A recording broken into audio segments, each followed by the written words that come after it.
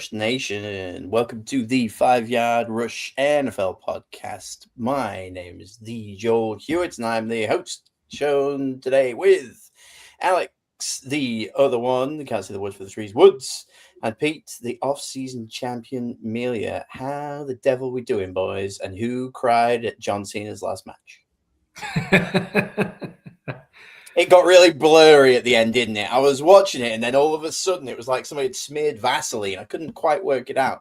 Spoke to a few people; they had the same things. It just all of a sudden, out of nowhere, like just a little smile and a tap, and then woof, and then it just like rained and like onions being cut. It was a whole ordeal. But hey, that's just some guy I know. Who knows? Alex, how you doing, man? I'm feeling great. I am also feeling blurry-eyed from the greatest of all time to leave. Arguably, they're one of the most entertaining sports that we ever watch. But yeah, that is aside from it. My NFL team won emphatically and knocked somebody out of the playoffs, which we'll get into, of the vault. But my football team tragically lost. So. Hey, look, you're going to hit that perfect week one of these weeks, and everything, the stars will align, and you're just going to be floating on it throughout that time. And by Jove, I'll be here for it, and I will celebrate that with you. Pete, your team also had a bit of a dub. How are you doing? You all right? Yeah, I'm good. I didn't see Cena's last match, but I've caught up on. I didn't see it live anyway. I caught up on it afterwards, and it is. He's one of the good ones, isn't he? He is one of the best people there is. He really, really is. And what a way to go out for him. Yep, so, with a smile. God bless him.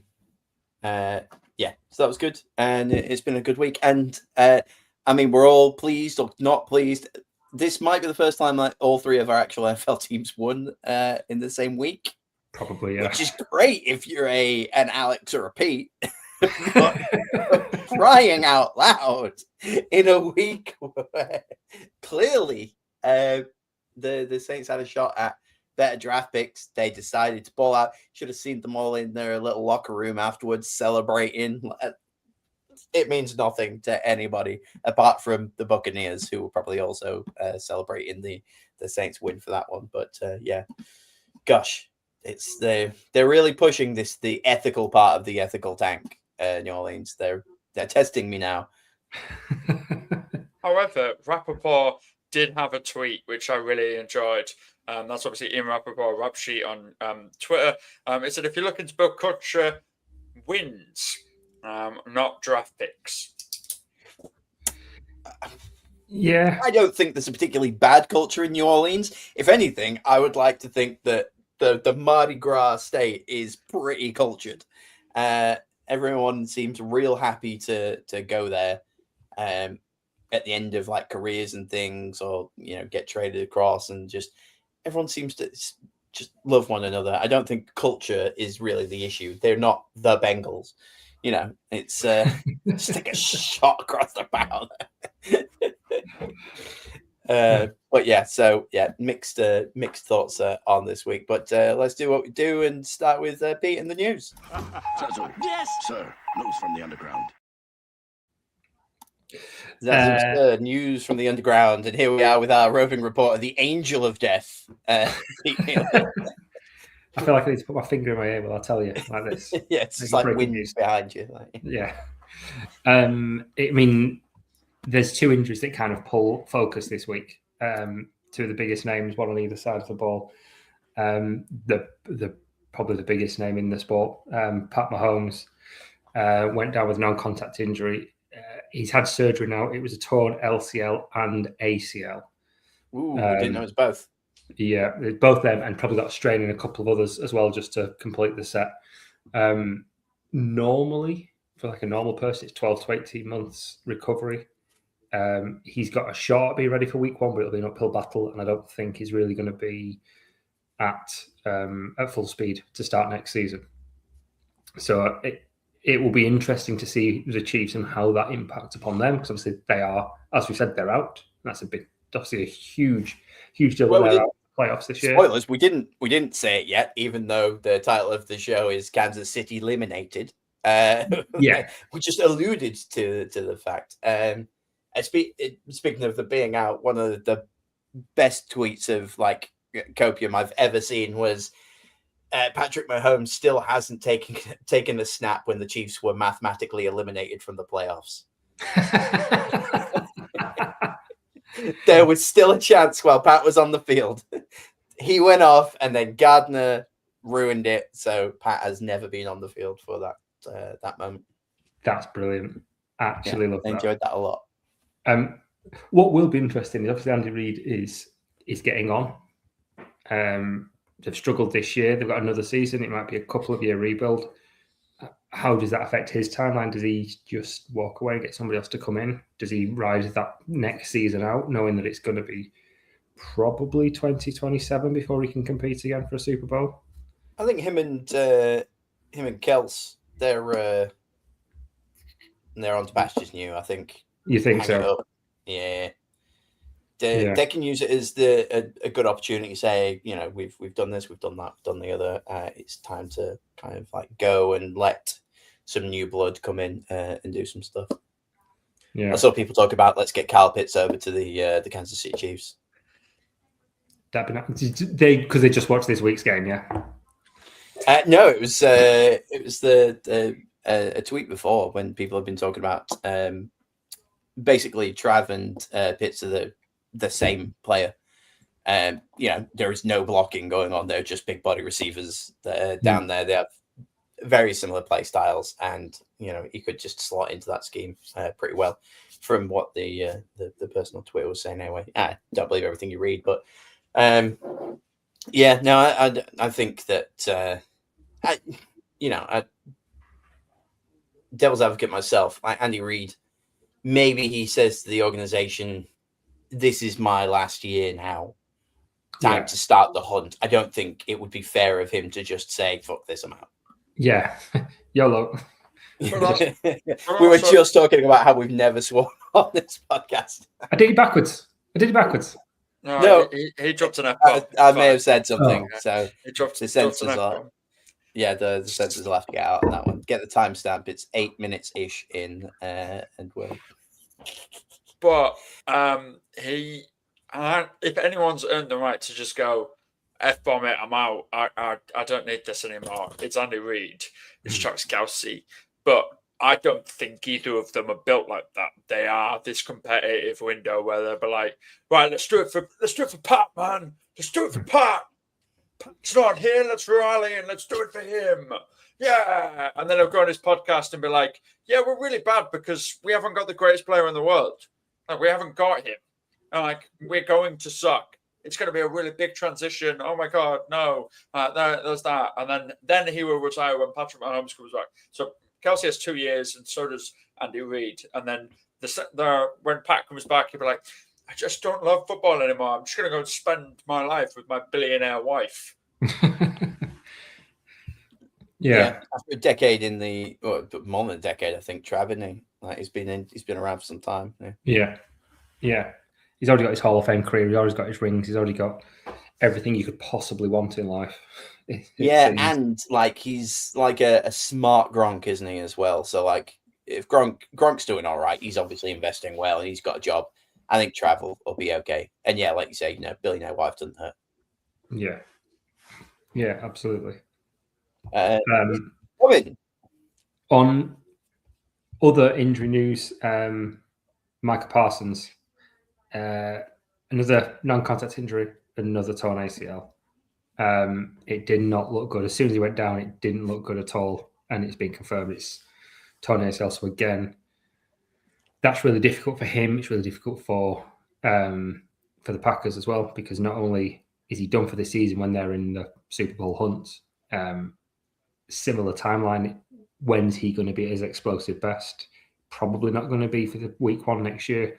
So he's going to take time to get ramped up if he's even ready to go in some fashion at the beginning of the year. And they've just given up two first-round picks, the next 2 first-round picks as part of that. And there's the cap hit as well, which, to be fair, the cap hit for them, I don't think is that bad next year. but it is the year after. 27, it's really, it really hits hard. So yeah, that was brutal on what was generally a horrible week for the Packers. At that point, it was 3 quarters in. They were up by 2 scores against the Broncos, and Parsons went out with an ACL. Christian Watson went down on that incredible play interception by Pat Surtain, the deep ball from Jordan Love. And when he went down, we thought it was suspected it might be a broken collarbone. It's not. They've not been specific about the injury, but there's no lung damage, there's no long-term injury, which is really good.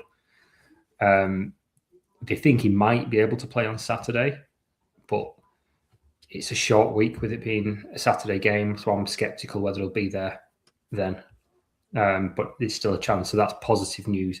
Less positive, their right tackle, Zach Tom, injured his knee, and probably their best lineman. Has been absolutely fantastic for them this season, so that's going to be a huge loss. Really, really big loss for them.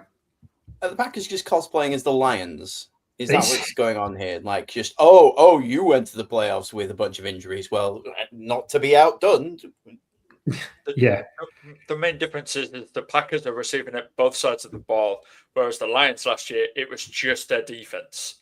Their defense got absolutely brutalized last year, and their offense was able to roll and roll and roll, whereas the Packers this year are not going to be able to do anything anymore, and Jordan Love's just going to have to run around in a circle like his head has been chopped off.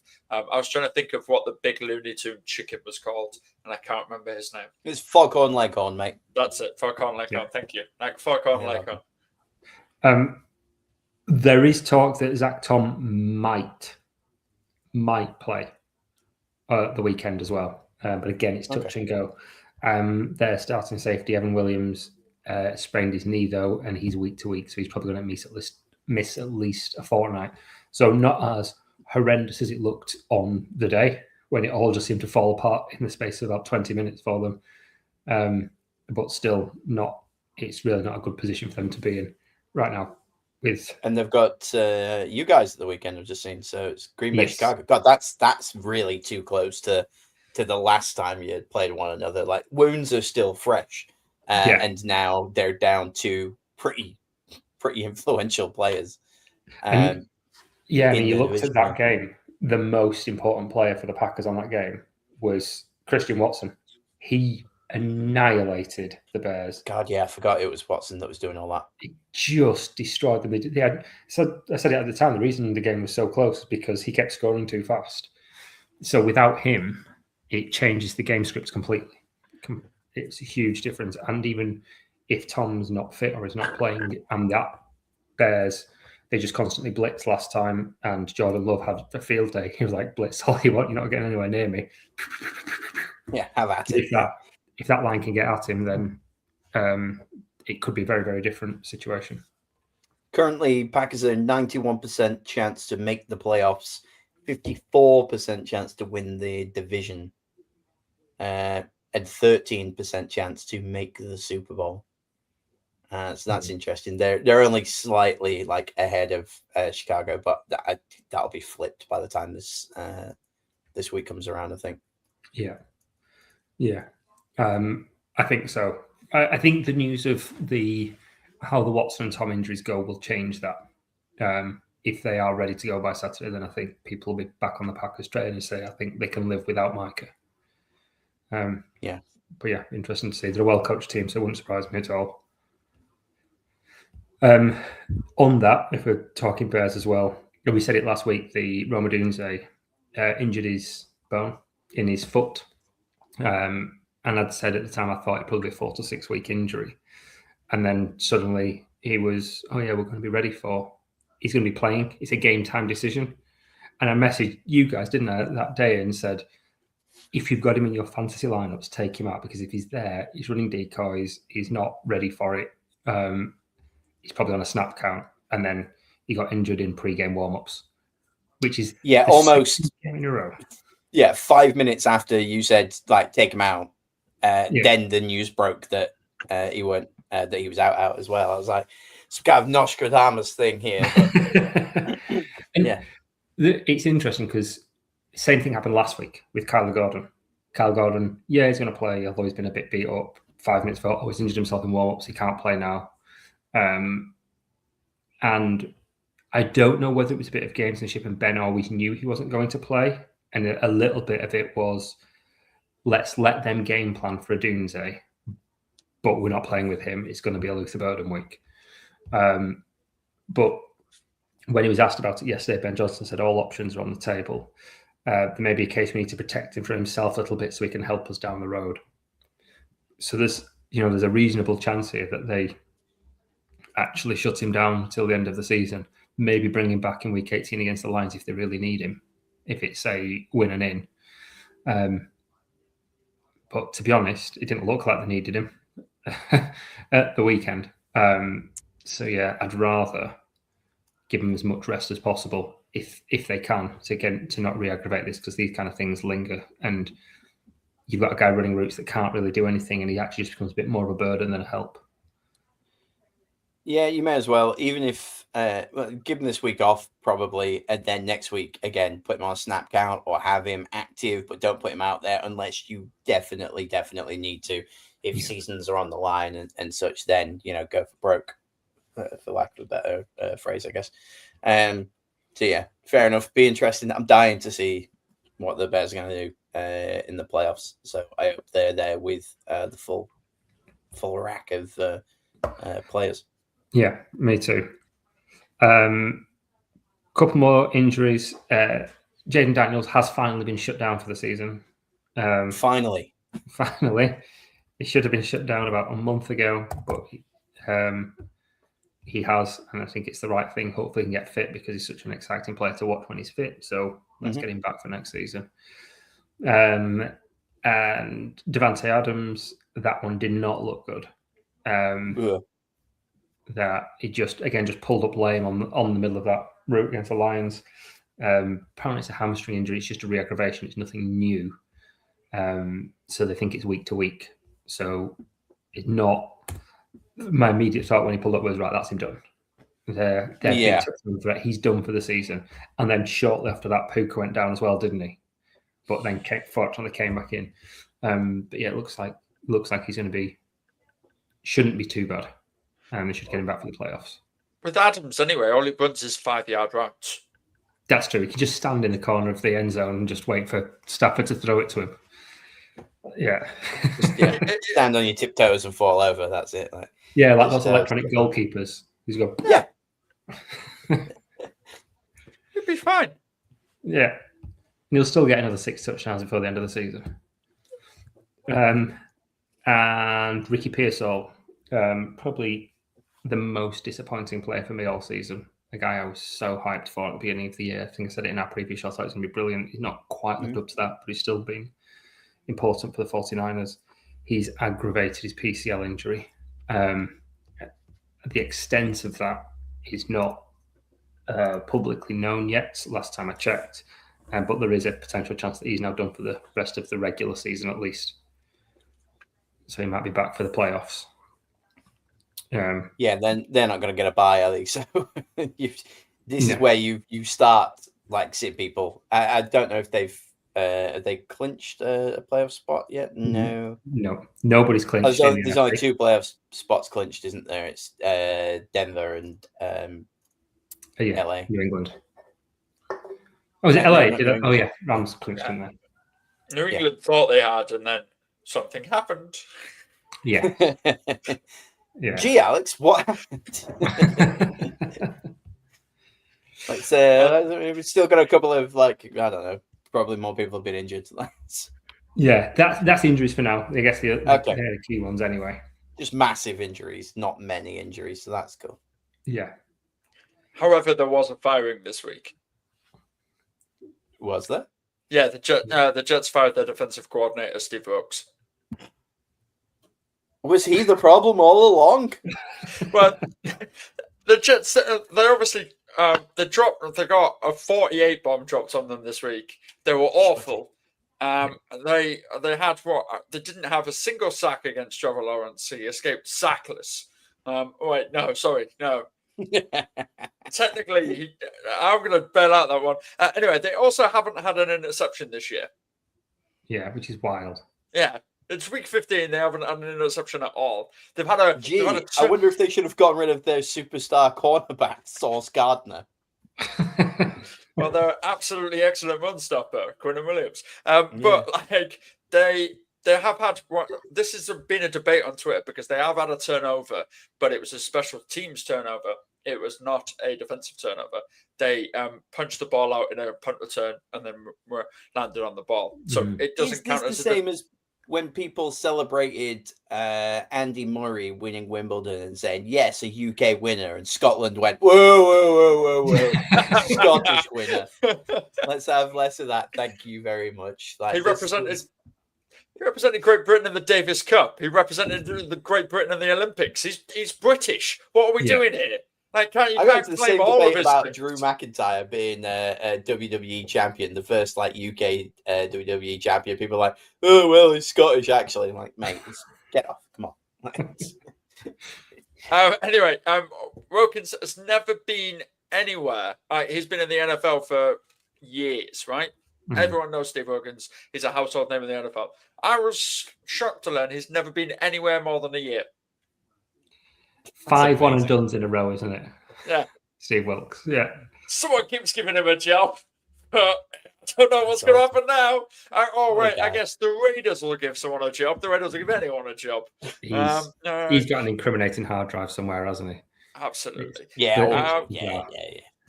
We always talk about injuries. We never talk about players coming back. Well, Anthony Richardson is back, everybody. Woohoo! Opticians of the world unite. Amazing. He got announced that he was getting reactivated on Monday, and then Tuesday the head coach of the Colts went, "Nah, Philip Rivers is going to start on Monday. It's all right, people." It's going to be incredible. Like, welcome back. Sit down. God bless him. How bad you got to be? How bad do you have to be benched for Philip Rivers? Look, I thought Phil looked great in parts this week, and I think everybody really wanted to see him do well. But you'd have thought that Richardson would be actually no, because they still want to make the playoffs. Richardson isn't the way. Yeah, no, fine. I get it now. I've talked myself into it. It's Philip Rivers to go all the way now. Yeah, it's useful to have him back though, because there is no arm strength left in Phil. So if they need a deep ball, or they need some kind of play action where they might need to hint a run, then sticking Anthony Richardson in there for a couple of plays isn't the worst idea. Because he has got a cannon. You're basically saying, hey, defense, we're going along, though, aren't you? Yeah. Stood there, Phil Rivers, like, stubbing out a cigarette. And Richardson stood next to him, and it's like, well, clearly the ball is coming to me. Put them both next to each other. Like when Aaron Rodgers just stands there with his hands on his hips at a tush push. Yeah, I enjoyed that a lot, to be honest with you. That was really, really good.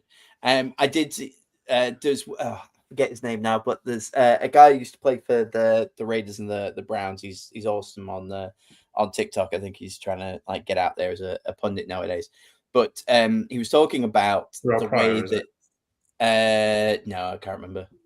His wife's a bigger like TikToker than he is, and Isaiah she's probably more space. Yeah, it's Isaiah Rochelle. Yeah. So he was talking about how your insurance works in the NFL once you retire.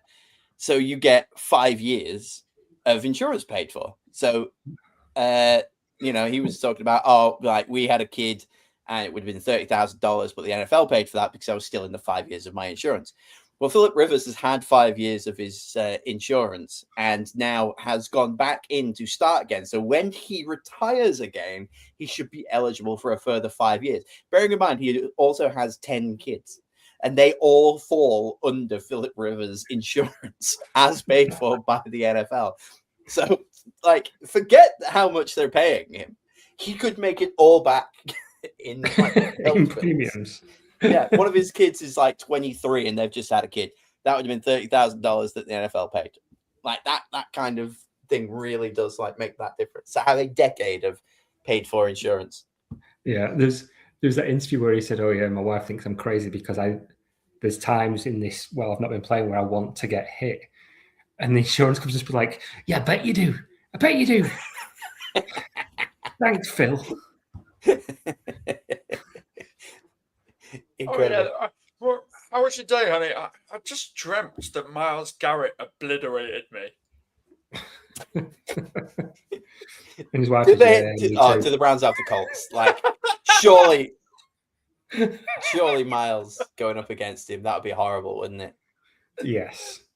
And all I keep seeing is Miles being really nice to people on like the Brown social media, are clearly putting out his best like highlights and whatnot. Does he have it in him to like? What if it came to it and he needed that one more sack to get the record? And it turned out that it's Phil Rivers, and he's like, either I kill this old man and get the record, or I like pull up. It will be Michaels v. Ric Flair. I'm sorry, I love you. Sorry, I love you. Yeah. Unfortunately, the Browns do not meet the Colts for the rest of this season, but disappointing. That would have been fun.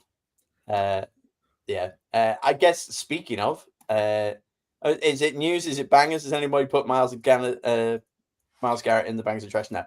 Right. So news. Myles Garrett, 22 sacks are we on now, or 21 and a half? 21 and a half. I wasn't sure if they'd overturned the half one. There was also that weird moment where I forgot who they were playing now, but Chicago. Oh, of course they were, yeah. Caleb was laid on the ground, on the ball, on top of a fumble, and Miles puts his hands on him, and the commentators were like, "Oh, is that how he just broke the record?" And nobody could decide whether or not it counted. I don't think it did count. No. Because he was already on 21 and a half by then. But yeah, I didn't know if they'd like overruled it and put it up. But yeah, he's there, isn't he? If you're Myles Garrett and you're there, do you just go, I want this as my sack to break the record? And you go, this is a really lame way. This is a really lame highlight. Yeah, unless you really lean into it, just go. Yeah. There's another wrestling analogy there, but I think we've done too many of those. So it's the finger poke of doom is for any wrestling fans out. But yeah, so it could literally be like he touched him and be like, yay. Like when Homer bowls a perfect game and that one balloon falls out the sky to get the perfect, the 300. Like it would have been such an anticlimax. I would have kind of loved it. But yeah, he's gonna easily do it this year, if not this week, when the Cleveland Browns play Buffalo. That'd be interesting. Would you like a really cool Myles Garrett stat about his sack record? I would love a cool Myles Garrett stat about his stat. Obviously, he's just half a sack behind for the record, or for a sack to claim the record. He's been on field for 437 pass plays this season. Michael Strahan was on field for 567 plays when he set the record, and TJ Watt was on it for 618 plays when he tied it. Myles Garrett has not only been the greatest defensive this season. When he beats the sack record, he would have been the greatest defensive player of all time. I follow a dude on TikTok. You may have seen him. He does a lot of illustrations on sports records and how it works out and stuff. He did one on Myles Garrett, and he was talking about Myles Garrett. It hasn't just nearly broke it. He'll definitely break it, but he hasn't just done it in a dominant performance. It's a incredibly difficult way that he's actually achieved it, because with the Browns being behind a lot of the time, a lot of teams are running it. So there's actually less opportunity for Myles to sack anybody. So he's actually doing it at a 20% more efficient rate than what TJ Watt was, because of the amount of actual plays that you can get a sack on. So he's just going in and doing it under that, which I thought was insane. Basically, that he can average it one every 17 snaps or something like that. He gets a sack, whereas TJ was doing it one every 20 something.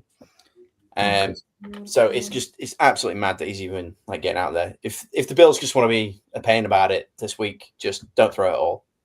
Just hand the ball off every single time. Be like, no, I'm not going to be on your highlight reel. Thank you, sir. We'll just feed James Cook to you. Yeah. Poor James Cook. And what's wild, they said it in the week as well, that he is incredible. He is top 3 defensive players because of, like, I love Aaron Donald, and I think I prefer Aaron Donald, but for several years, he had a significantly better team around him and had a really strong offense. So, again, a lot more passing. So, when he looked really good, he was set up to look good because it was a lot more obvious passing plays. But Myles Garrett has done this. He's never, in any other season, led the league in sacks, which is bonkers. For how long he's been in now? What, 7, 8 years, something like that now? Yeah. Since they took him at number 1. And for him to have never led it, and he's already a Hall of Fame player. He's easily a first ballot Hall of Fame defensive end. And I thought that was absolutely insane. When I think TJ Watt's probably done it 3 times, maybe. He's either been injured or he's got sack leader. So for him to not be injured and not be sack leader this year is quite a surprise for TJ Watt.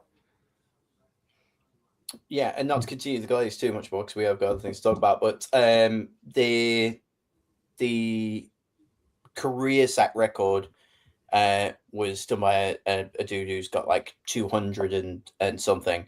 And Myles Garrett is set to break that in the next few years. So as long as he continues to play at the rate that he is doing, doesn't necessarily have to break it every year, but he's got a good chance at being the all-time like sack leader, not just the single season. So I think he'll probably strive on to do that. He'll be like sacking people in his 40s if he has to. just to get that figure up there, like Frank Gore of defensive ends. Exactly. Do we have any more news, or are we on to bangers? Where are we at? Just 2 more. One is a very quick and easy one. Alan Lazard no longer plays for the Jets. So when he clears waivers, he the problem all along? Wow, him and Steve Wilkins just walking out the door hand in hand this week, eh? So when he clears waivers, he will be on the Steelers, and it will surprise no one. I Sorry, Thielen. feel like Rogers carries around like one of those little trolls. Just does his hair before the game. This one is a meme backfiring and then succeeding as well. Joel, I think you've got a pop-up to play. I'll hit the graphic. Yeah. The bunny is gone. Oh, so soon. Rest in peace, the bunny that has now replaced Pete's face. You mean the positivity rabbit from the Eagles locker room? The positivity rabbit was taken away after they got beat by the Chargers. And it certainly worked because the Eagles went on and absolutely annihilated the Raiders 31-0 this week. So the positivity rabbit appearing and then disappearing worked. Or was it the Raiders? We don't know. I'm sure we'll get onto it in Bangers and Trash. We definitely will. The positivity rabbit was the friends that we made along the way, Alex. That's what Jameis Winston would say. I really hope that he's got like a book or something of just inspirational quotes that I can like quote from next season. That'd be incredible. If he does not, I will try and make you one for your birthday. Just thank you very much. You have until November 2nd next year. You've got James Winston 10 months. A Jameis Winston thing, and it will be a photoshopped image of Jameis Winston shirtless, just shouting Duval while he rides his horse. Duval. On to Bangers and Trash. Totally original, legal and distinct bangers and trash audio. Back to you in the studio. Alex forgot about the sound drop of the Bangers and Trash. Make sure that we aren't going to get copyright flagged for using a licensed bit of music that I clearly pay Canva for. Curse you, corporations. So yeah, here we are, Bangers and Trash. what a week. I'm going to just quickly start off with trash because we'll end up talking a little bit more probably about a bit of this here and there. And then I've put, quote, what is this? Blowout city? Chicago, Baltimore, Jacksonville, Houston, and Philly blew the doors off of the Browns, the Bengals, the Jets, the Cardinals, and the Raiders. I think pretty certain they're all early slate games as well. And like it was just kind of, it was a bit dull. I'm not gonna lie to you. I do not enjoy a blowout. It does nothing for me, especially when all the teams that are being beat are, eliminated from playoff contention anyway before we even start. So yay for Chicago, Baltimore, Jacksonville, Houston, and Philadelphia, who all continue to have a shot at the playoffs. So yeah, that's my trash. I'm getting it out of the way. Oh, actually, I will just check it out there. Just get all of my trash done. Dolphin maths collapsed pretty fast after yesterday spending a whole 2.5 minutes talking about how the Dolphins could mathematically still make it into the playoffs. They just lost. They just gave up. They're like, nah, that sounds like a lot of work, son. And they bailed. And I've just seen Mike McDaniel has said that he may start somebody else at QB this week. Yeah, and I think I'd put it in there to talk about Tua as well. Like if you watch this, if you just look at the figures, Tua looks like he had a good game. 22 of 28, and 2 touchdowns and interception. But he was not good. A lot of that was right at the very end, and he kind of pumped the figures up. Darren Wall just being inhuman. But he was sacked 4 times for 31 yards, and you looked at him like, those sacks are on you, mate. He took so long. He just held the ball. You could see wide open passes that just take what the defense is giving you. And the fact that the Steelers' defense and cornerbacks generally give you loads, and he wasn't doing it. He was rubbish yesterday. And it was so frustrating to watch. I mean, I'm in a cash fantasy league, and I had Achan and somebody else. The person I was playing had Waddle, so it worked out really nicely for me because Waddle did nothing or very little because Tua was pants. But yeah, I can see why he's going, yeah, let's look at who's the backup, Mike White? Who even is the Dolphins' backup? I don't know. Tua was the backup, wasn't he? Isn't that the joke? Like, didn't they already bench him once for somebody else, and then they had to play Tua? Like, yeah. But like, what did we expect? Zach Wilson. It's Zach Wilson. Apologies. whoa, Yeah. Now you're talking. I'm back, baby. What did we expect? It was a cold weather game. What did we expect? The funny joke is, Miami can't play in cold weather. Well, it's not just a joke. They literally can't. They've got an 0-14 streak when they're playing in under 40 degrees. That's 40 degrees Fahrenheit, which Pete and Joel, you guys are smart human beings. What's that, like 10 degrees? It's less than that. It's actually quite cold. It's actually quite cold, okay. It's actually quite cold. That's the scientific. It's 4 degrees. It's 4 degrees. It's 4 degrees. Yeah. So they're on an 0-14 streak when under 4 degrees. We've all stood on sidelines in less than 4 degrees, and we've all played team sports in less than 4 degrees. I certainly have. Yeah. Tua has an 0-6 record when he plays in less than 40 degrees Fahrenheit or 4 degrees Celsius. They have not finished in the playoffs for 25 years now. I'm really sorry, but we've talked about it before, and I've said it before. Fire Mike McDaniel. You already fired your GM. Get rid of Tua. Blow the whole thing up. You've got a running back you can build around. Jalen Waddle's okay, and Tyreek Hill's the next Antonio Brown. So just deal with it. You're going to suck for a little while. That division is the Thanos perfectly balanced. We've made this joke as well before, where there are 2 teams that suck and 2 teams that are really good, and it is perfectly balanced, and it's a lot of fun. But stop it now. Like, this is, I'm glad they were eliminated because everybody. Joe was saying last week that they might make the playoff by this. I saw it all over my Twitter feed as soon as he said it, and I was like, I'm sick of this now.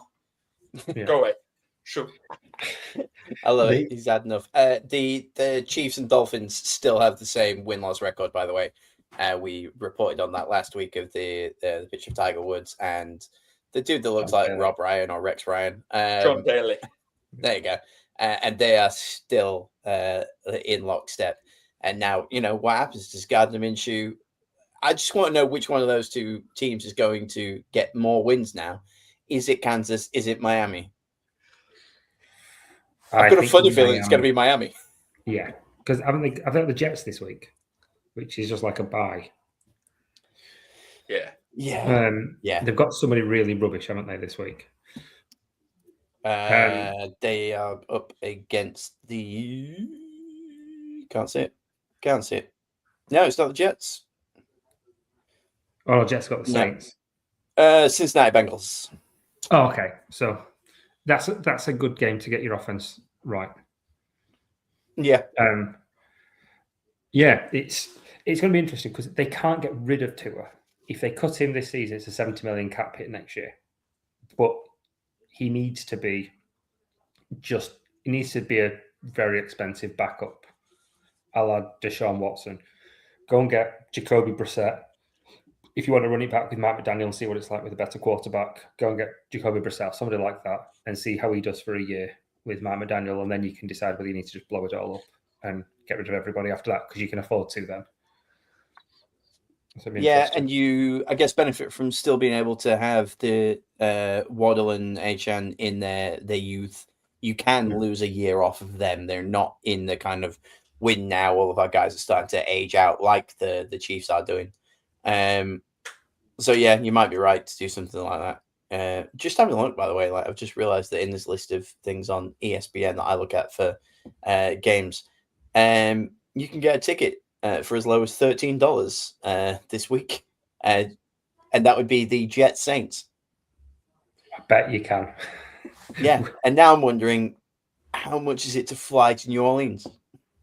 I mean, you could fly to New Orleans, have a hotel, watch a football game, and fly back, and it'd still be about a quarter the price of a World Cup ticket. So, not as of today. Have they changed it? Yeah, people have introduced new £42 tickets for every game. Well, they said that before it started, and to one lucky winner. Shut it up. Yeah, so they've actually stuck to it. Okay. They've announced it there. So these £42 tickets will not be affected by dynamic pricing. Right. And all 6 of them will go on sale to anybody who has a specific code. Yeah. They're actually parking spaces. You have to sweep up after you as well, and then get deported. Timely reference. Yeah, so that's some of my trash out of the way for all of that. Who's got some bangers to talk to me about? Can I talk about Chicago Bears? Because I've not talked about them for a while. It'd be rude not to. Hold on, let me just get one of these up. Let me just get crack on. I don't want to talk too much about this because the Browns were abject. They were awful, but there's a couple of interesting stats that came out of this game. In the entire first half, the Cleveland Browns had 1 first down. By the end of the third quarter, they had 3. So after 3 quarters of football, they had 3 first downs and the Bears had 4 touchdowns, which is impressive, particularly given that 2 of those first downs were absolute bombs to Isaiah Bond right down the middle. He just torched them. I'm like, why have you only tried this twice? Give it a few more times. It's working. It's the only play that you've got that's working. And it was very effective. It wasn't all on Shedeur. I think the ridiculous interception from Jalen Johnson over Jerry Jeudy. No idea how Jeudy dropped that. It just kind of like came to me and went, there you go. It was like he handed it off to JJ. No idea it was interception until Jalen Johnson just walked off looking really smug. And I thought, you looked at it and went, why are you so smug? They just scored a touchdown. And then he pulled the ball up like a magician. Ta-da! And really thought, oh, yeah. It caught me off guard. But in that, the Bears were great in all 3 phases. Probably the first time all season. They had an incredible pin down at the 1 yard line on special teams. The defense had 3 interceptions.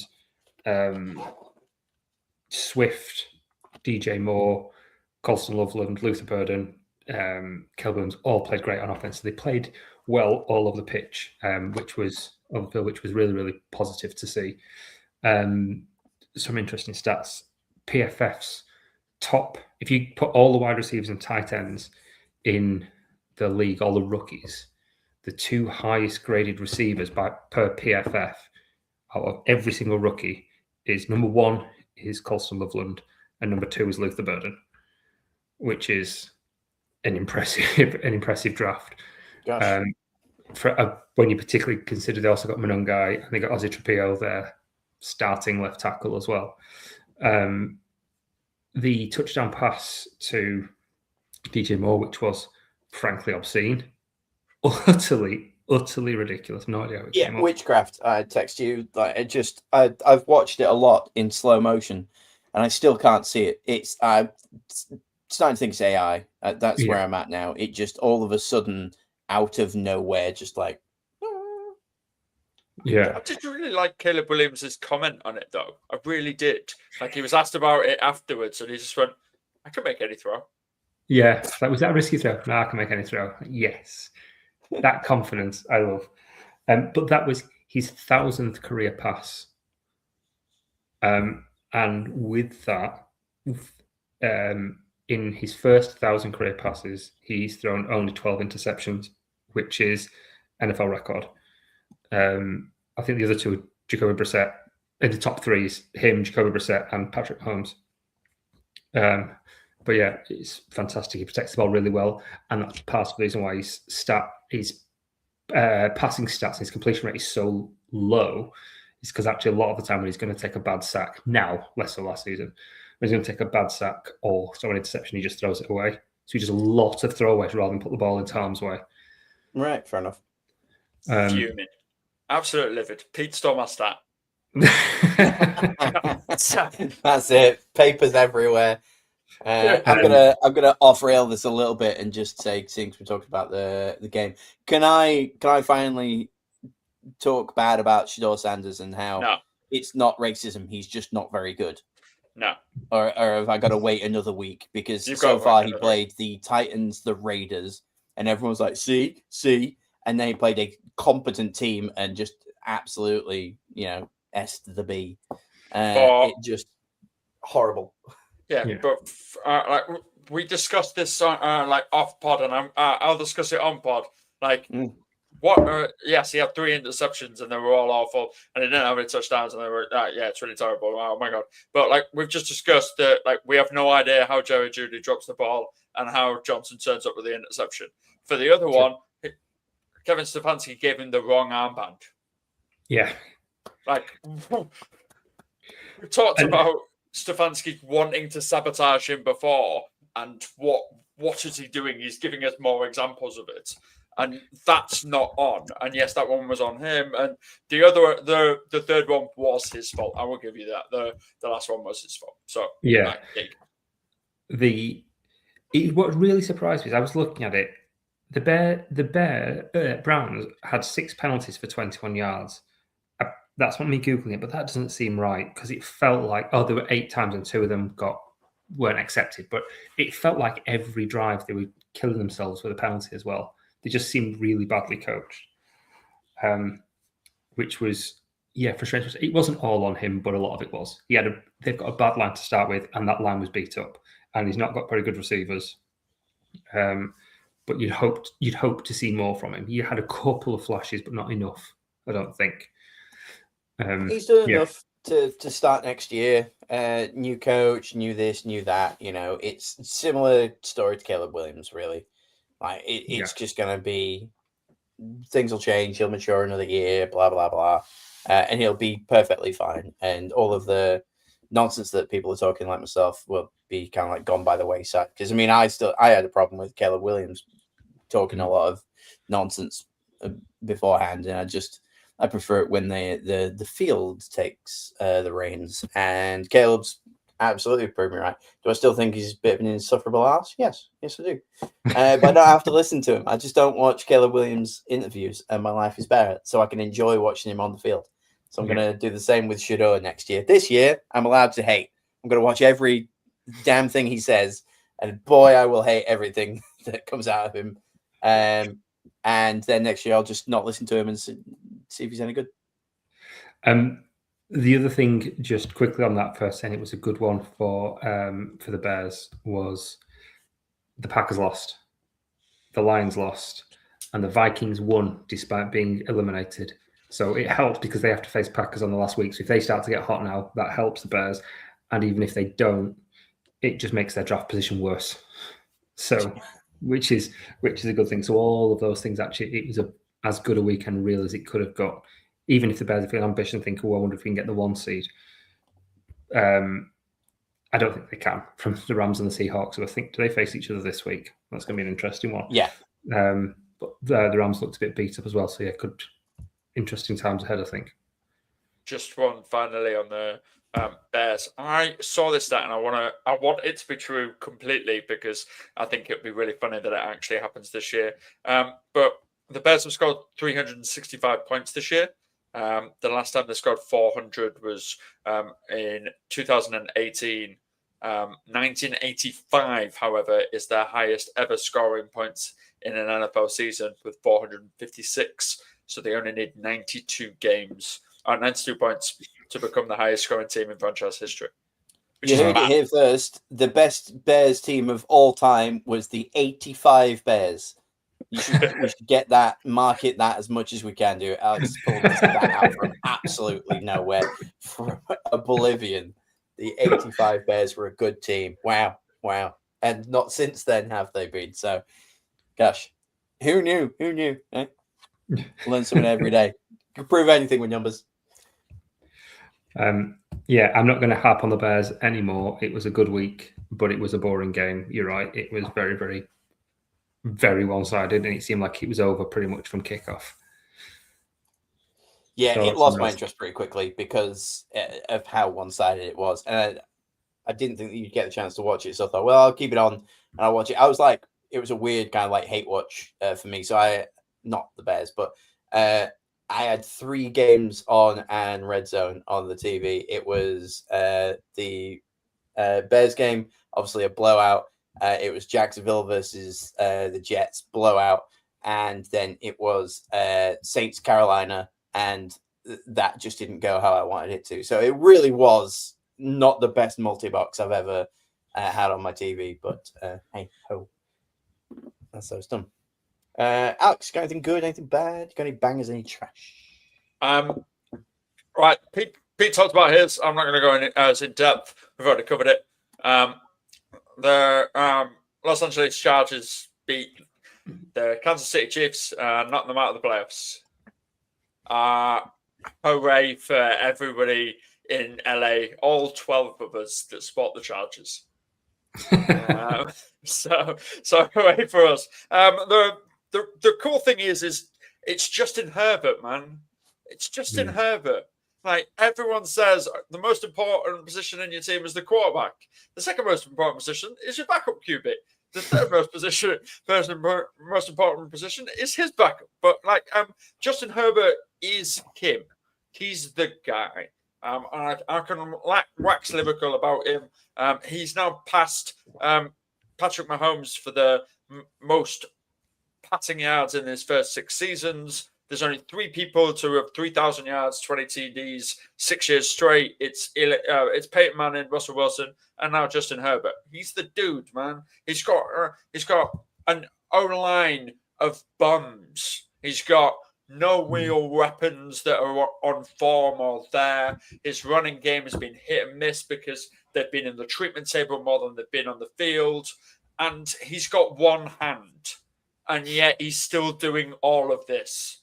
He is phenomenal. He is amazing. And I can tell you next year when Rashawn Slater and Joe Alt are fit, and if they stay healthy, this Chargers team is going to be scary. Yeah, I fully agree with you. The interesting thing that I find when it comes to that as well is I really like the Broncos. I've been riding them all season, but I can see that being, this year's like Washington last year or the Lions the year before, where it's that kind of out of nowhere team. I don't know if it will be, but it's very possible that the Broncos drop a step or whatnot. Nobody saw that coming. What the Chargers have done is they've consistently got better and better and better. And as the division has got kind of better, but also kind of worse, where the Raiders have gone from a mid-card team to absolute bottom feeders. The Chiefs are aging themselves out. And, is it just like a one-season hero for the Broncos? So, yeah, Chargers could be pretty deadly to look out for, hoping that injuries don't curse every damn season that they have, because that, to me, is the only thing. I can't think of a position that they are struggling at, which is mad. Like, what do they do in the draft? Depth. And what does depth do? It wins you a Super Bowl. Yeah. Get a replacement for Khalil Mack. Get a natural successor there and just build up that defense, because you're right, Herbert and Hampton and even Vidal's shown that he's a more than capable backup running back still on a cheap contract as well. Mm-hmm. Yeah, they'll go wide receiver and they'll just go depth on defense, I think, is how it's going to end up playing out for them. But the basis is there to be a really exciting team for a long time. And this draft is defense loaded. Yeah, there's a ton of DEs, isn't there? Yeah, like DNs, linebackers. There's even like some deep safety help. So if you wanted to get a second person for Derwin James and just completely like free him up and let him just run rampant like he did this Sunday. He just ran wild and went mad. One final one on the Chargers before I do. Did any of you see Tony Jefferson's hit on Rashid Rice? God, how... If I had a nickel for every time Rashid Rice was folded in half, look, I'd have 2 nickels. But it's weird that it happened twice. That's the insane. Oh, that poor boy. I wanted to write like a letter to his family, apologizing on behalf. I mean, kind of. And then Tony Jefferson was so jacked by this Rashid Rice hit. So amazingly hyped. 2 plays later, he gets ejected because he went helmet to helmet. He went helmet to helmet and then squared up and started fighting every Chiefs like offensive player that would come near him. That's one too many smelling salts, isn't it? Like he's just like a little bit. Yeah. But yeah, boy, that when you can hear the entire crowd go "oh" at the same time, you both love it and go, "Is he okay?" Like it was, yeah. What a hit! God, I miss that kind of like blow him up type of hit. We've seen a few now. It's slowly but surely sneaking its way back into the game. As long as they hit him hard and in the midsection, we could have a lot of like smash mouth football. That'd be cool as hell. Just picture Chris Tucker bending over and going, "You just got knocked out." Yeah. It's so good. I'm just looking at the like AFC playoff picture, like odds and things. ESPN have got like a really cool thing that chart that I've been looking at. And so Chargers to make the playoffs, 95%. To win the division, still got 11% shot. And then to make the Super Bowl, 10%, which doesn't sound like a lot. But Denver have got a 26% shot. And then everyone below them, New England, Buffalo, Jacksonville, Chargers, Houston, have all got somewhere between 10 and 15% shot. So it's all very, very close around there. And if Denver just, make a false step in the playoffs when they get there, I assume they'll get the bye and then in their first week drop off to one of these. It's just like one of the craziest open. Good God, I would love any one of these to win this type of things, which I guess probably like leads on to, I'm going to go bangers here. Bangers. The AFC is wide open for a fun time in the playoffs. We are guaranteed a new matchup in the Super Bowl thanks to Kansas City being knocked out this week. I sent this picture to the pair of you, but I'm going to drop it in here. So, from CBS Sports, only 6 QBs have represented the AFC in the last 22 Super Bowls. Tom Brady, Ben Roethlisberger, Peyton Manning, Patrick Mahomes, and then we've got Joe Flacco and Joe Burrow, who both have 1 each. So that's already a crazy enough stat. And then you couple that with the actual list of the years, and all you see essentially Tom Brady, Pat Mahomes, and a couple of spatterings of people here. So since 2003, the AFC has been pretty locked in. Apart from that beautiful 2021 season with Joe Burrow making it, I kind of wish that he'd have won that, but I also wanted Stafford to win it too. So yeah, now we have the opportunity where, God, without the Chiefs, the AFC is just awesome. Denver, New England, obviously with Drake May, so it's a different New England where people don't hate him so much, but Denver, New England, Buffalo, Jacksonville, the Chargers, the Texans, and Steelers to an extent. All, well, I would love to see any of them in the Super Bowl. I do not care on that side of the ball. Even Buffalo, who have been a good team, you just kind of want them to get there and finally get that win. And plus, everybody loves Josh Allen. Also, he's still got the love from being on Hard Knocks at the beginning of the season. He could be the first ever team to go from Hard Knocks to winning a Super Bowl. That would be awesome. It's just insane how the Chiefs being eliminated now makes this so much more fun. On the other side, the NFC, still bangers. We don't really, there's not a lot of hate for a lot of these teams. We've got Rams, Seahawks, Eagles, Niners, Green Bay, and then Tampa, Chicago, Detroit, even Carolina. They're all of those teams could be excellent in the playoffs. I genuinely think this might be the most fun matchups that we're going to get in many years. I think we're going to get some surprises. And none of them look, apart from whoever the Bucs face, the Bucs and the Steelers, I think are probably both going to go one and done. But everyone else, they could all beat each other on any day. You just have no idea how it's going to play out on a week-to-week basis. It's going to be a bookie's nightmare, but it's going to be a very, very exciting, unpredictable playoffs, I think.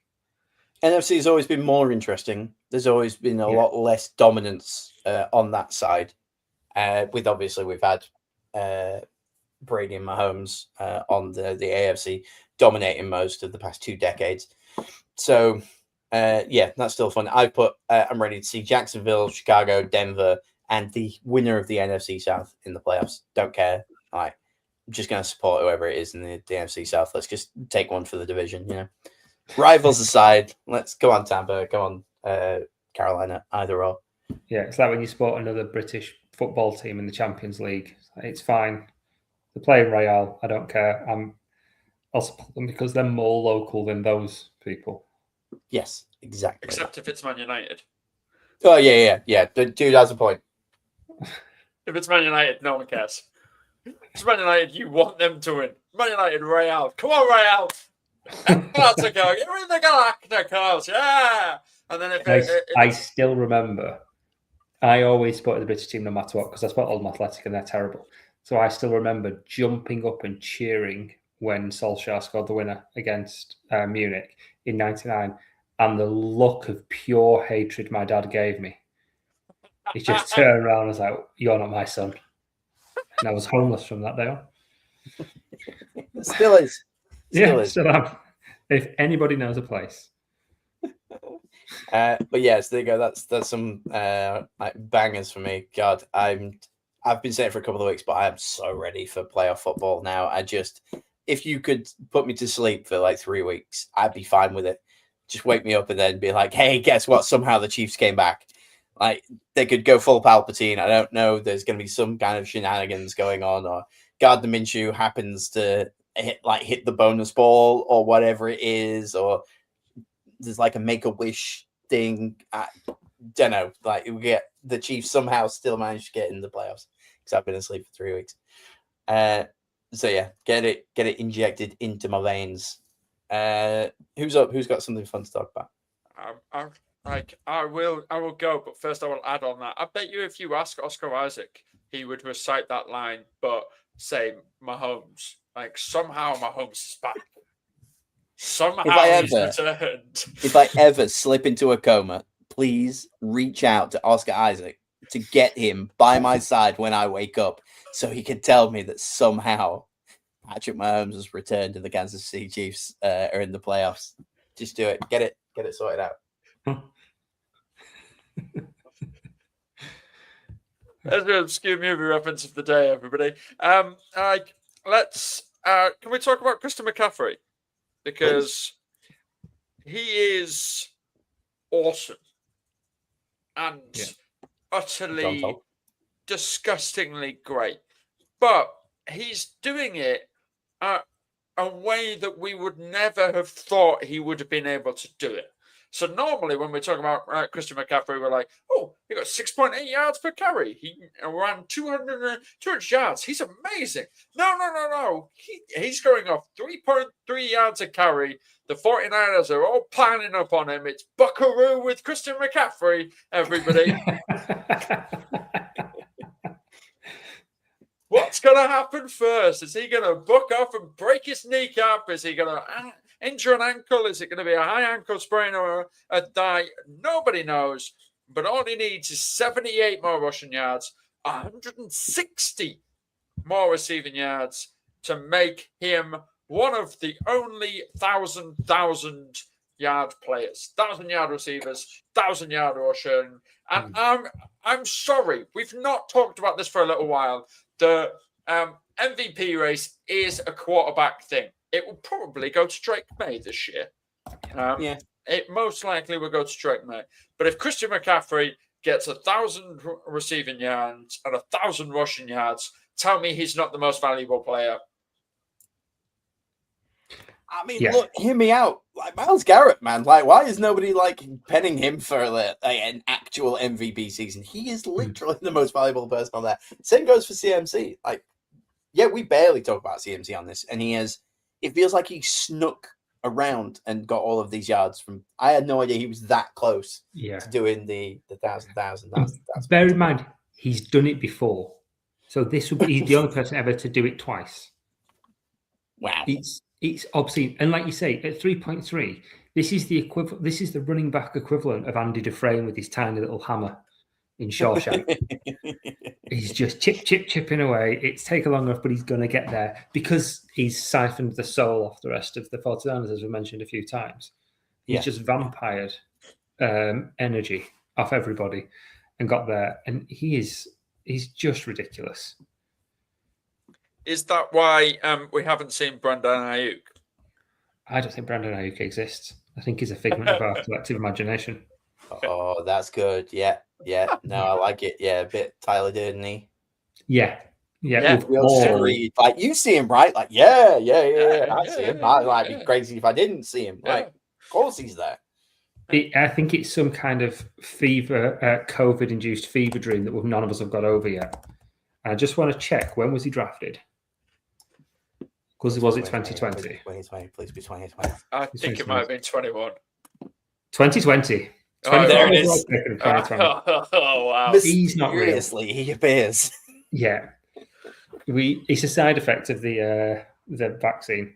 We all imagined Ayuk, but Big Pharma won't tell us about that.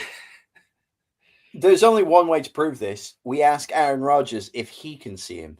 That's the best one, Yeah. Makes sense. Yeah. Can Aaron Rodgers see Brandon Ayuk? If so, Aaron, you can have him. Yeah. Come on. Take him. Take him. Because Kyle Shanahan's thing that he said, we haven't seen him in forever.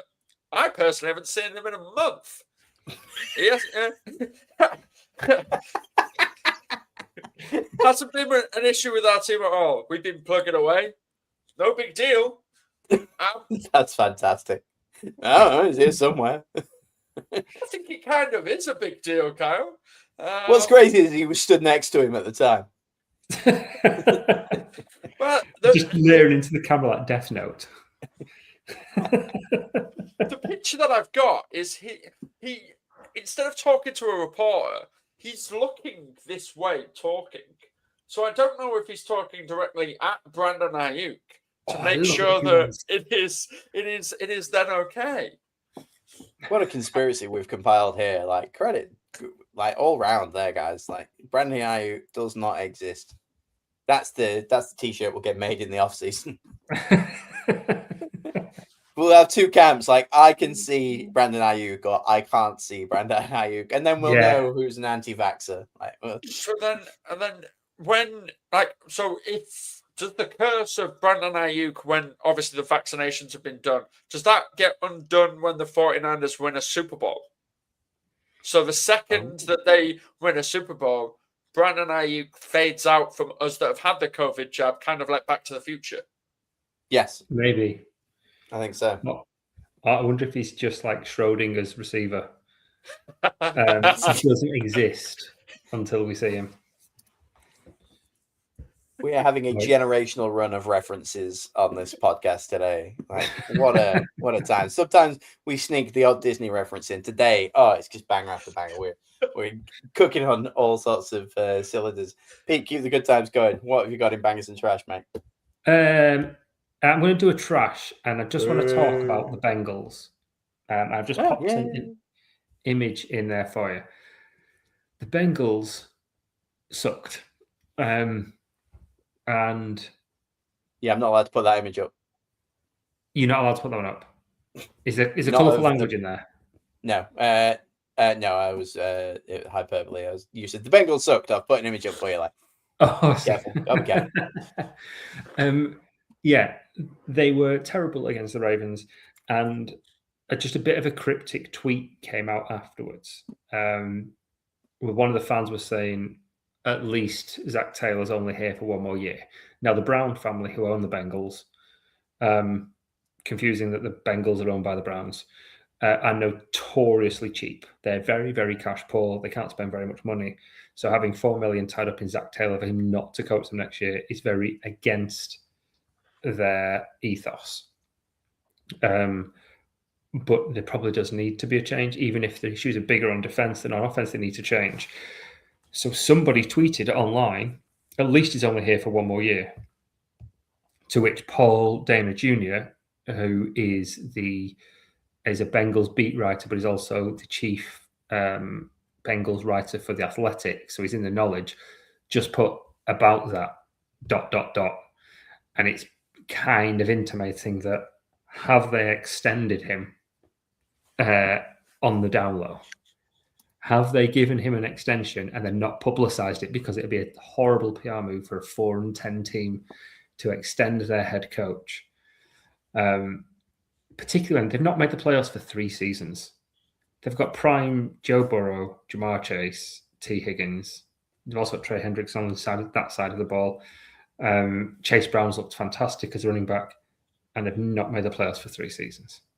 You know, when you drop this news, Super Bowl week. Yeah. When everything's like media's going crazy, just, by the way, we've extended him. Yeah. And then, you're off somewhere else. So I mentioned to Joel off pod before, like we did it, that like Joe Burrow took to the podium and apologized like 10 times within a 6-minute speech. And it was the only way to describe it is like Joe Burrow's emo phase, where like where it was like, yeah, guys, I'm really sorry. Like I've got to be better. Today was me. This was one of the worst games I've played. Mental mistakes by me cost us. I've made the wrong call. Uncharacteristic mental mistakes, unforced errors. Surely something could have been better, Joe. Everything, man, just everything. Everything could have been better. Like, I said to Joel, I don't think he wants to be a Cincinnati Bengal anymore. His body certainly doesn't. I think he's done with this. I think the experiment has failed and their Super Bowl window is now closed. I don't. There's only think two he ways has that to. we can turn this around for him. Either he gets a new backup QB, James Winston. Okay, so that's one. Number two, positivity rabbit. Yeah. You only need it for 4 days, so it's not even expensive. No. I know You where got- there's a second-hand one going, actually. It's in a skip. Yeah, if you can get to Philly in time, it's probably still available. Do you know what this screams? Him with Chase and Higgins, and a dysfunctional organization just screams Matt Stafford and Megatron. Yeah. Doesn't it? Yeah, Everything about that just is reminiscent of that kind of early 10s Lions team. Higgins going to retire, and then the other two are going to go elsewhere. Yeah. Yeah, just like, I'm done with this. Yeah, I don't think necessarily Burrow's accept ever that. leaving. By the way, I can't see an organization letting that walk out the door. It doesn't matter what they do. I just don't think that you can let that go.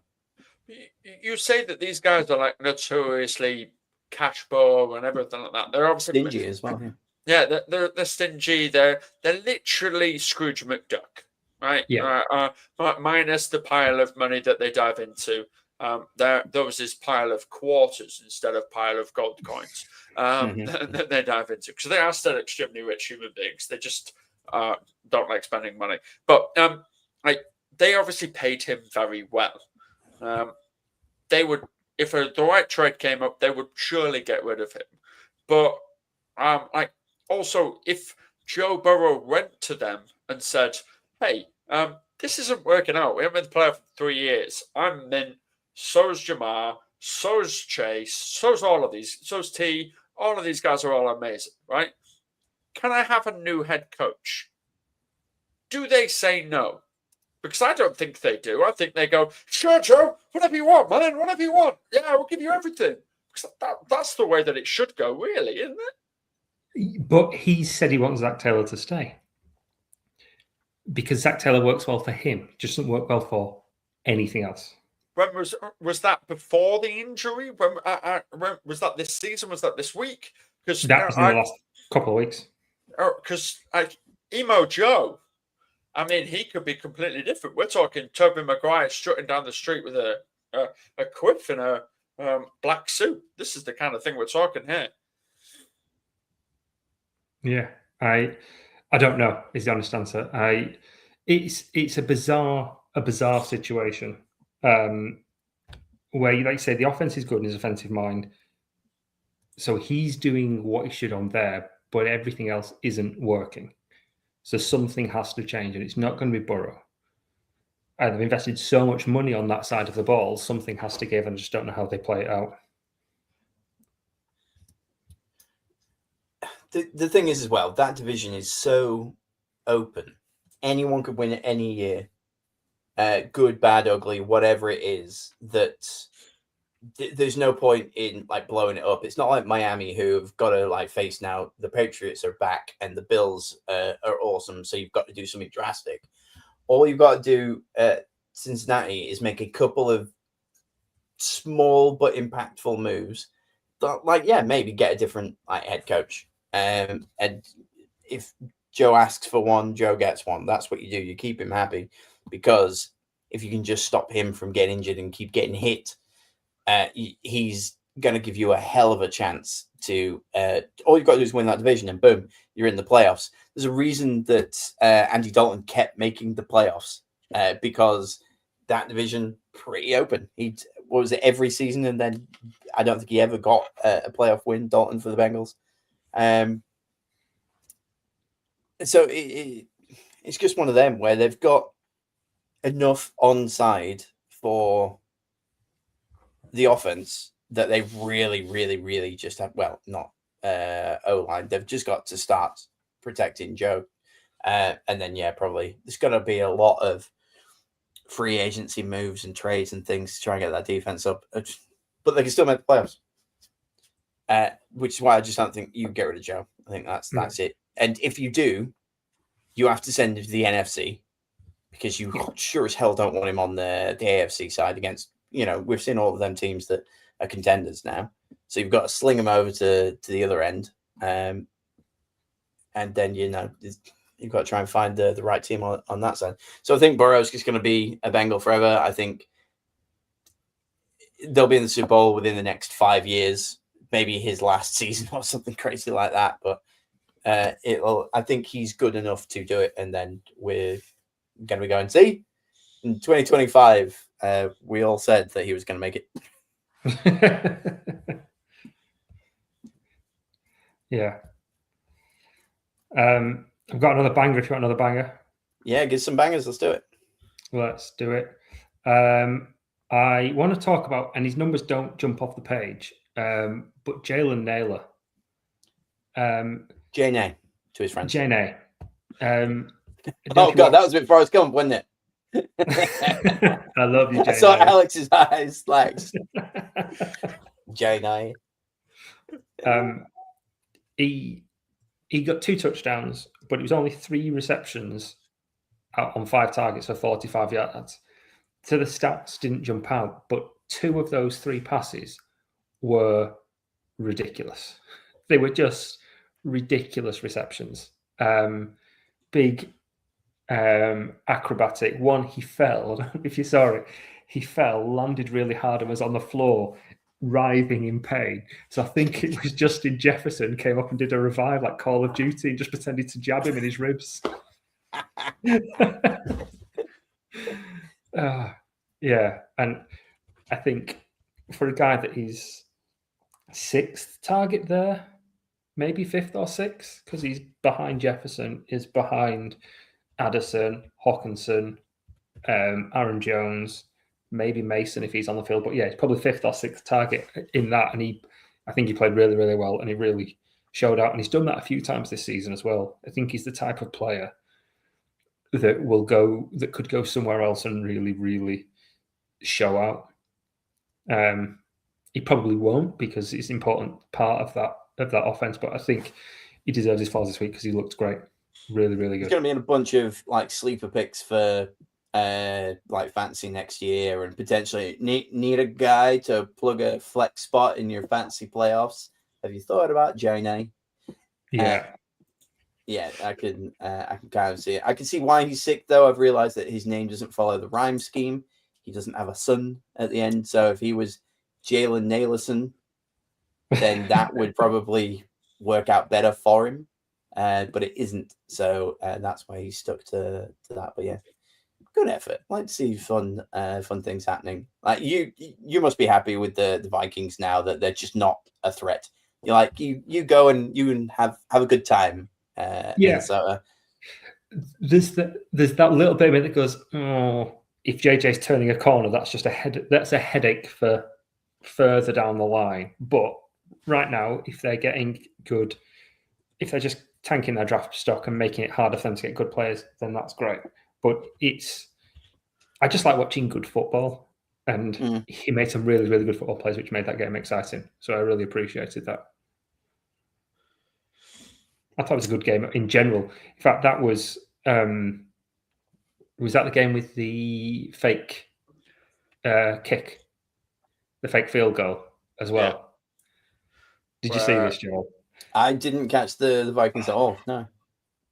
Brilliant. It was very good. And then was that the one where he griddied in? Yeah. So there was all sorts in this game. It was a really fun game. So yeah. Brandon Aubrey went for a field goal, and then it was a fake field goal, so he just spun it around his back and passed it off to get the first down and keep it moving, which was great. It's probably the only good thing he did because he had a bit of a rough week by his standards. And then in pretty much a repeat of the Peyton Manning famous rushing touchdown, he did exactly the same thing, a handoff, the entire defense bit, and he just trotted off to his left and then started griddying in. JJ McCarthy gridding in for the touchdown. And they were joking afterwards, weren't they, about he'd been told not to do it. And then he was like, well, that's maybe want to do it even more. But that's obviously Kevin O'Connell's fault because he told JJ not to do it, but he didn't tell 9 not to do it. So that's it. Asking for trouble. That's the one. And Yeah, speak to the organ grinder, not the monkey, as our friend Tom would say.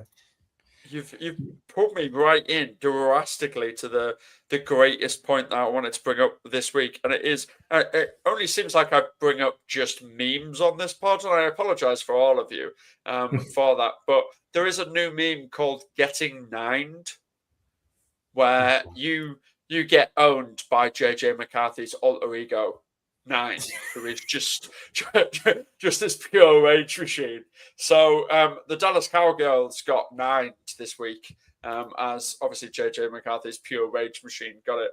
And if you are then clowned on or anything like that, your face is superimposed on the picture where JJ McCarthy's in the locker room with the like war paint on under his eyes, and he's really aggressive. And Jalen Hurts got it last week because he got nined with his terrible performance. The Dallas Cowgirls got it this week because he actually was semi-competent this week. Alex just out keeping us super relevant with what's going down with the youth of today and how quick they're on and off of memes. Let's find a way to ruin this for them all by using it far too much so that it's not cool, and we can move on from making JJ McCarthy references as much as possible. I'm going to slip in another banger. Oh, Buffalo versus New England. Just the whole damn thing.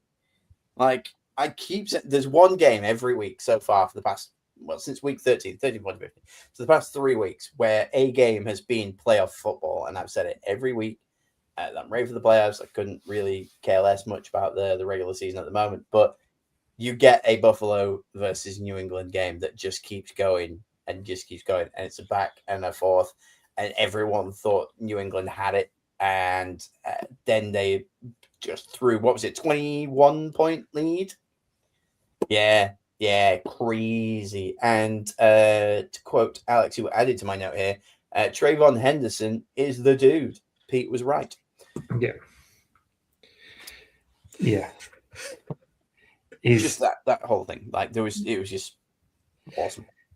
It was I nearly put Patriots in the trash section because they started so strongly. They're 21-0, weren't they, at one point? Mm. And then they let Josh Allen do Josh Allen things, which was... He nined. He nined them, what I'm doing there? I'm just going to use it until it dies. What a 9 of a performance. What would you give it out of 10? That's right. And he was... But then Henderson just was like, meow. He was. He meowed. He just meowed them and kept it back in, and he kept it entertaining. And he's so fast. He's so entertaining.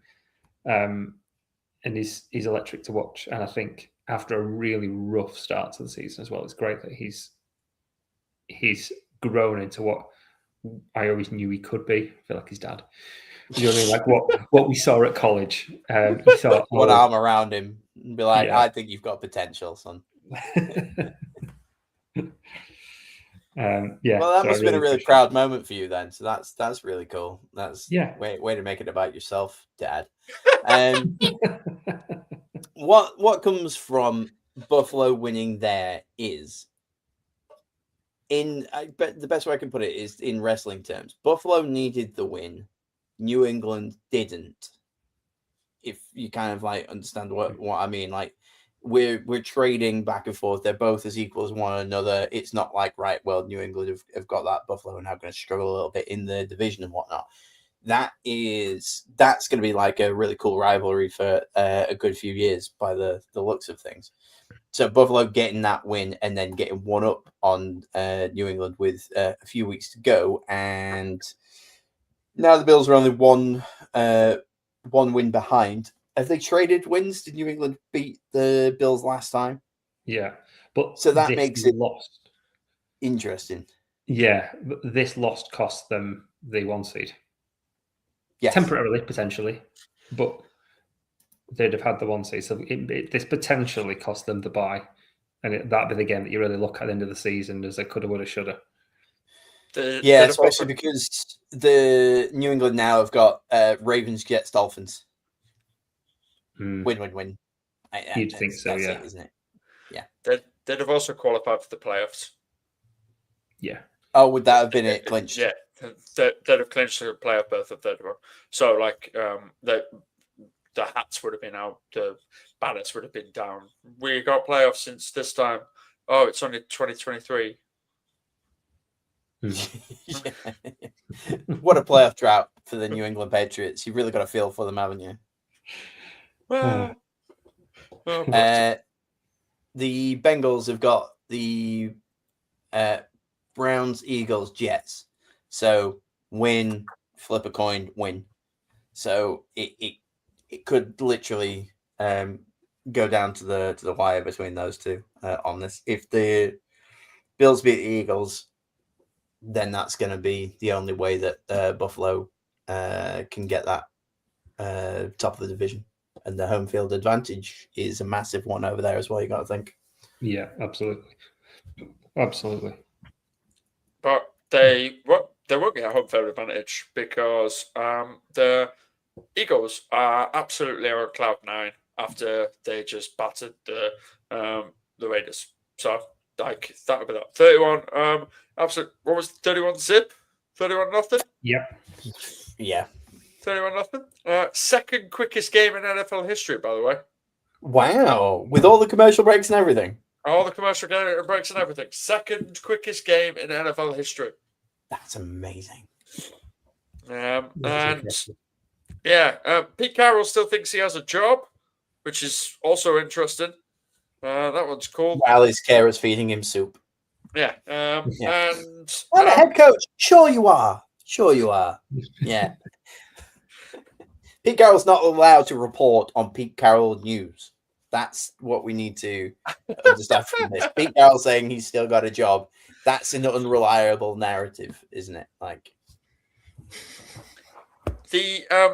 the stat that I mentioned before the pod yet again, because me and Joel normally are early for the pod, so we have a little chat about like some things. So I said I've got a killer stat that will blow his mind, and this is the stat. Firstly, way to call Pete out for just showing up at the last minute, throwing his leather jacket and his sunglasses to one side, and saying, "All right, let's do this." Thanks. Have you ever seen the movie Scrooged? Yes. Yeah, like that's what I imagine. The sunglasses off, just like, yeah, no, let's go. I'm here, ready. Party's on. Let's go. And that's what I'm really imagining here. But yes, no, Pete is the knowledgeable brain, and we would be lost without you, Pete. You're the encyclopedic legend. Thanks. All right. Thanks. Appreciate it. Anyway, over the last 5 weeks, teams that are 1-4 the week before the Raiders are then 5-0 following after beating the Raiders.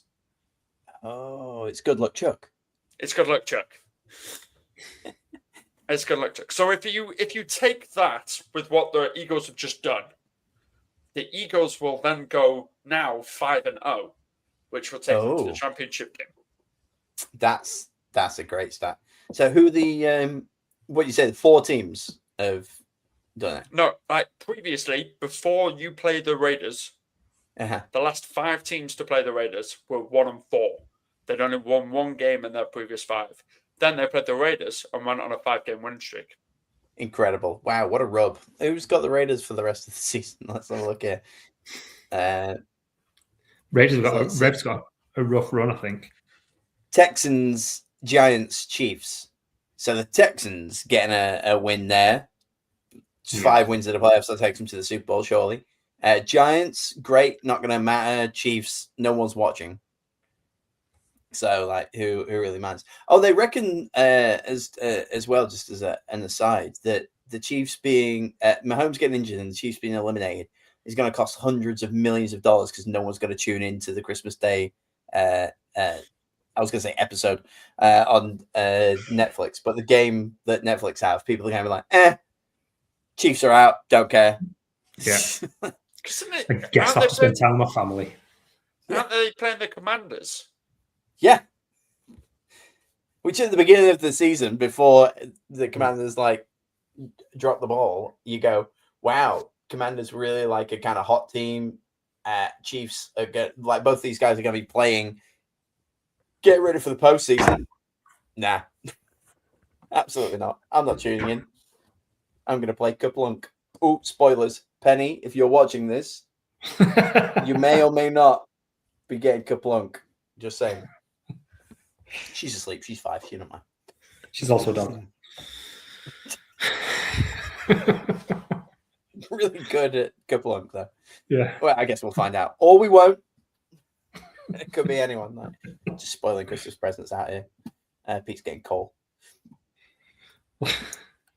I've done all of my bangs and tracks. Anybody anyone want to slip in there? Or do we move on? The only one that I will say is Cam Ward's good at football. The rest of his teams suck. He's certainly getting better, isn't he? He certainly is. Yeah. And we actually, because me and Alex do the pre-show notes and everything, Pete, and get together and talk about things like you should do. You goddamn rock star, you. We were talking because I've been looking back at like some of the predictions and stuff. And one of yours, Pete, was there will be a team that has 2 or less wins and doesn't get the number 1 pick in the draft. And so far, there are 3 teams with 2 wins. So you're kind of like on for that. And one of them is obviously the Titans, which they could lose out. They could like accidentally end up like winning some. But it's Chiefs, Saints, Jags. Who even knows? Like, who's worse? The Chiefs with Gardner Minshew or just the Titans as they are with no injuries at all? The Titans as they are. Yeah, I think the Chiefs' defense should be enough. But whether they down tools, like Chris Jones just takes an early holiday, I don't know. Yeah, 3 of them retire. It's like, no. Mid-game. Yeah, just Antonio Brown, shirts off, straight out. We're done here. So that's an interesting little bit. Go. Let's hit a little swift topic of the week.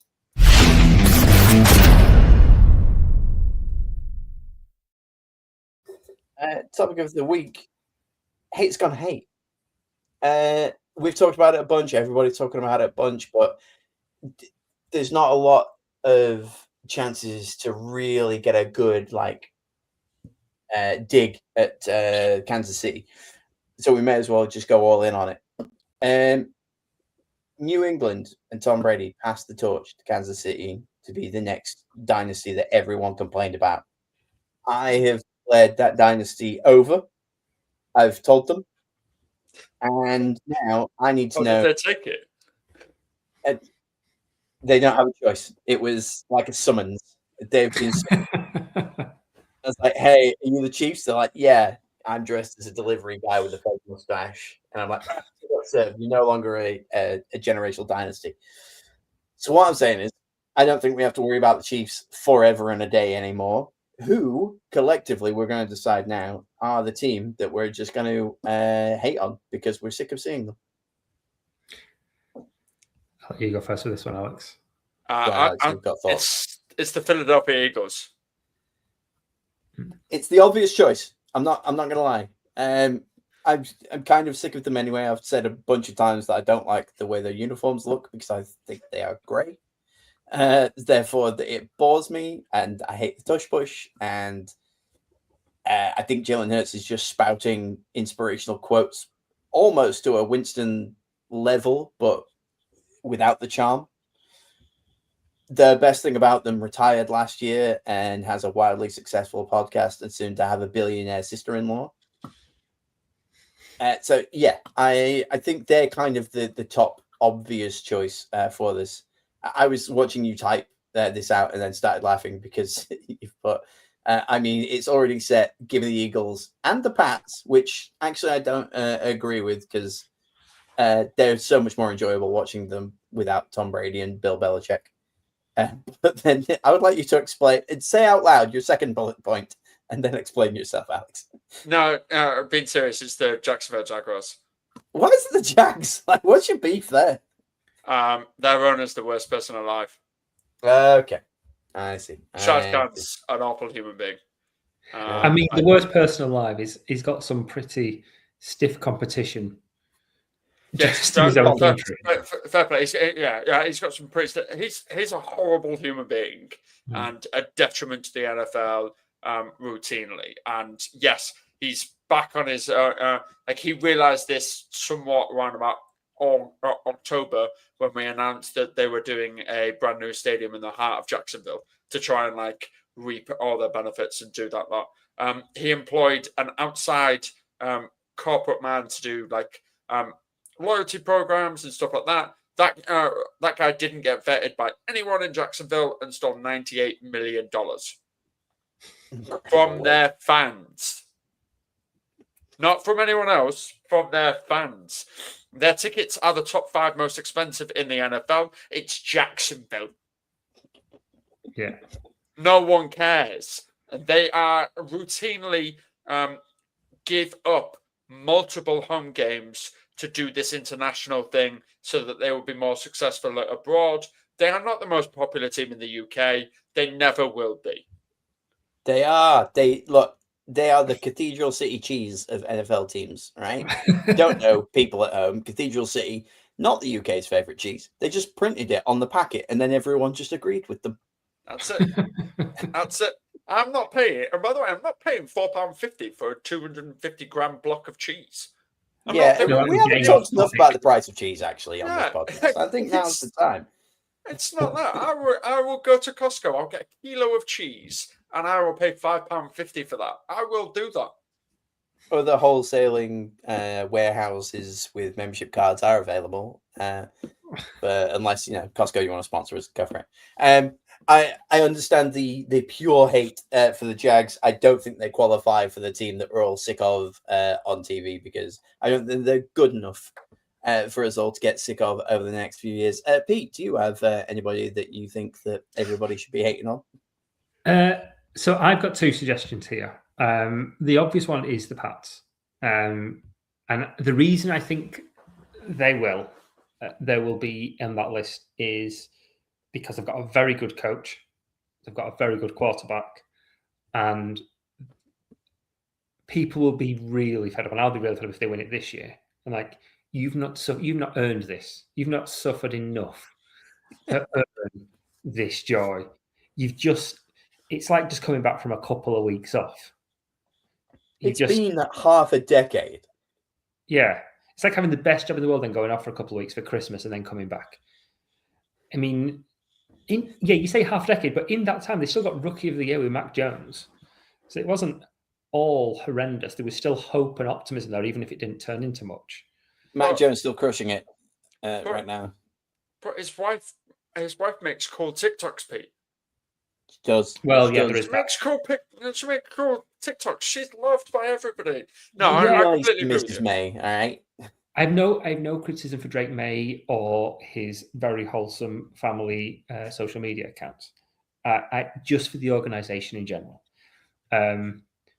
The optimistic side of me that says this is a team that could be a really good feel-good story this year and then quickly get old is genuinely the Bears.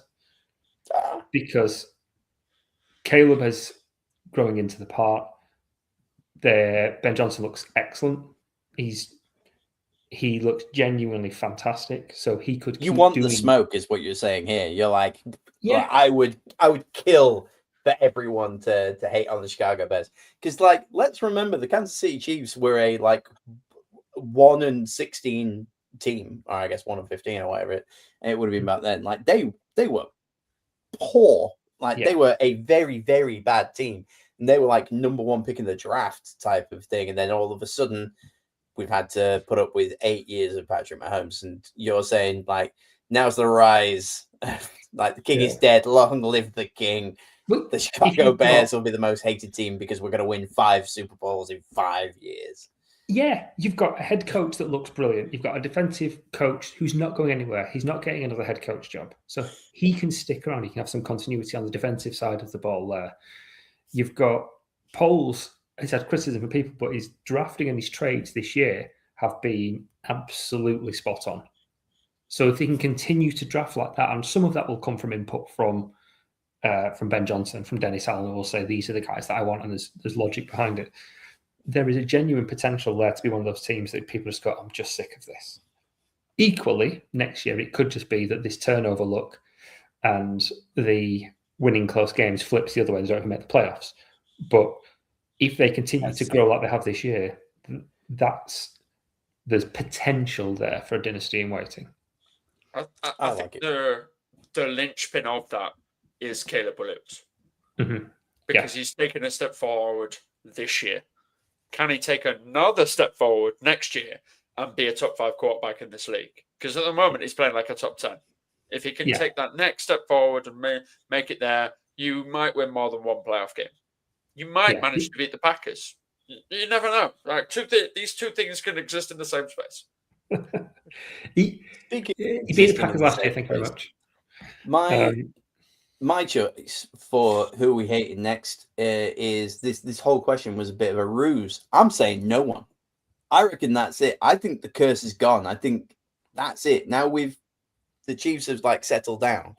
I don't think we're in for like 5 to 10 year runs of like a single team. I just see a lot of teams getting better as others are starting to come down a bit. The Eagles don't look as invincible as they once did. Obviously, the Chiefs don't look as invincible as they once did. And currently, they're the only two. I guess the potential is the Bills. If the Bills just keep winning, like win one, yay, like we did for the Eagles, but then win 2 in a row, win 3 in a row, like, oh, right, that could be like we've had enough now. But if the Lions had have won last year's Super Bowl and then got into the playoffs this year, I would already be saying the Lions are the ones that people are going to get sick of because of I think it's anybody who puts himself out there a lot. I think Ben Johnson has a lot to say, and then that could have been it. But luckily, they're kind of under the radar a little bit. But yeah, I'm saying that's it. Each fan base or, everyone here and there are going to have their own little pocket of, oh, we don't like this team, we don't like that team, we don't like that player, and so on and so forth. But I don't think as a collective, we're going to be rooting for the downfall of any particular team. The closest, I think, will be the Eagles. But if the Eagles get knocked out pretty early of this playoffs, then that's it, doors blown off. Could we see one of the reasons why the Bills are hated so much if Haley Steinfeld starts coming to games like Taylor did? I think she's pregnant now, isn't she? Yeah. Can't be hanging out in the cold like that. No, you certainly don't bring a small baby into Buffalo, do you? Into that stadium. People will be putting it through tables and all sorts. I've seen the advert of people like tabling babies. Like, hey, like, you just got to be very, very careful. And she's going to have to do it. Yeah. That is going to be a social media moment of all time. Next year, it'll be the highest liked tweet ever or something crazy. Aren't they moving into their new stadium next year as well? I don't know. I think they might be, because on Hard Knocks they were walking around it and whatnot, saying next year this will be the midfield and everything like that. Yeah. So assuming everything like carried on going to plan, then yeah, that's a bit of fun. Good to know that we've still got space for some new hate in our hearts. Let's bring it home with Pick 'em and Flip 'em.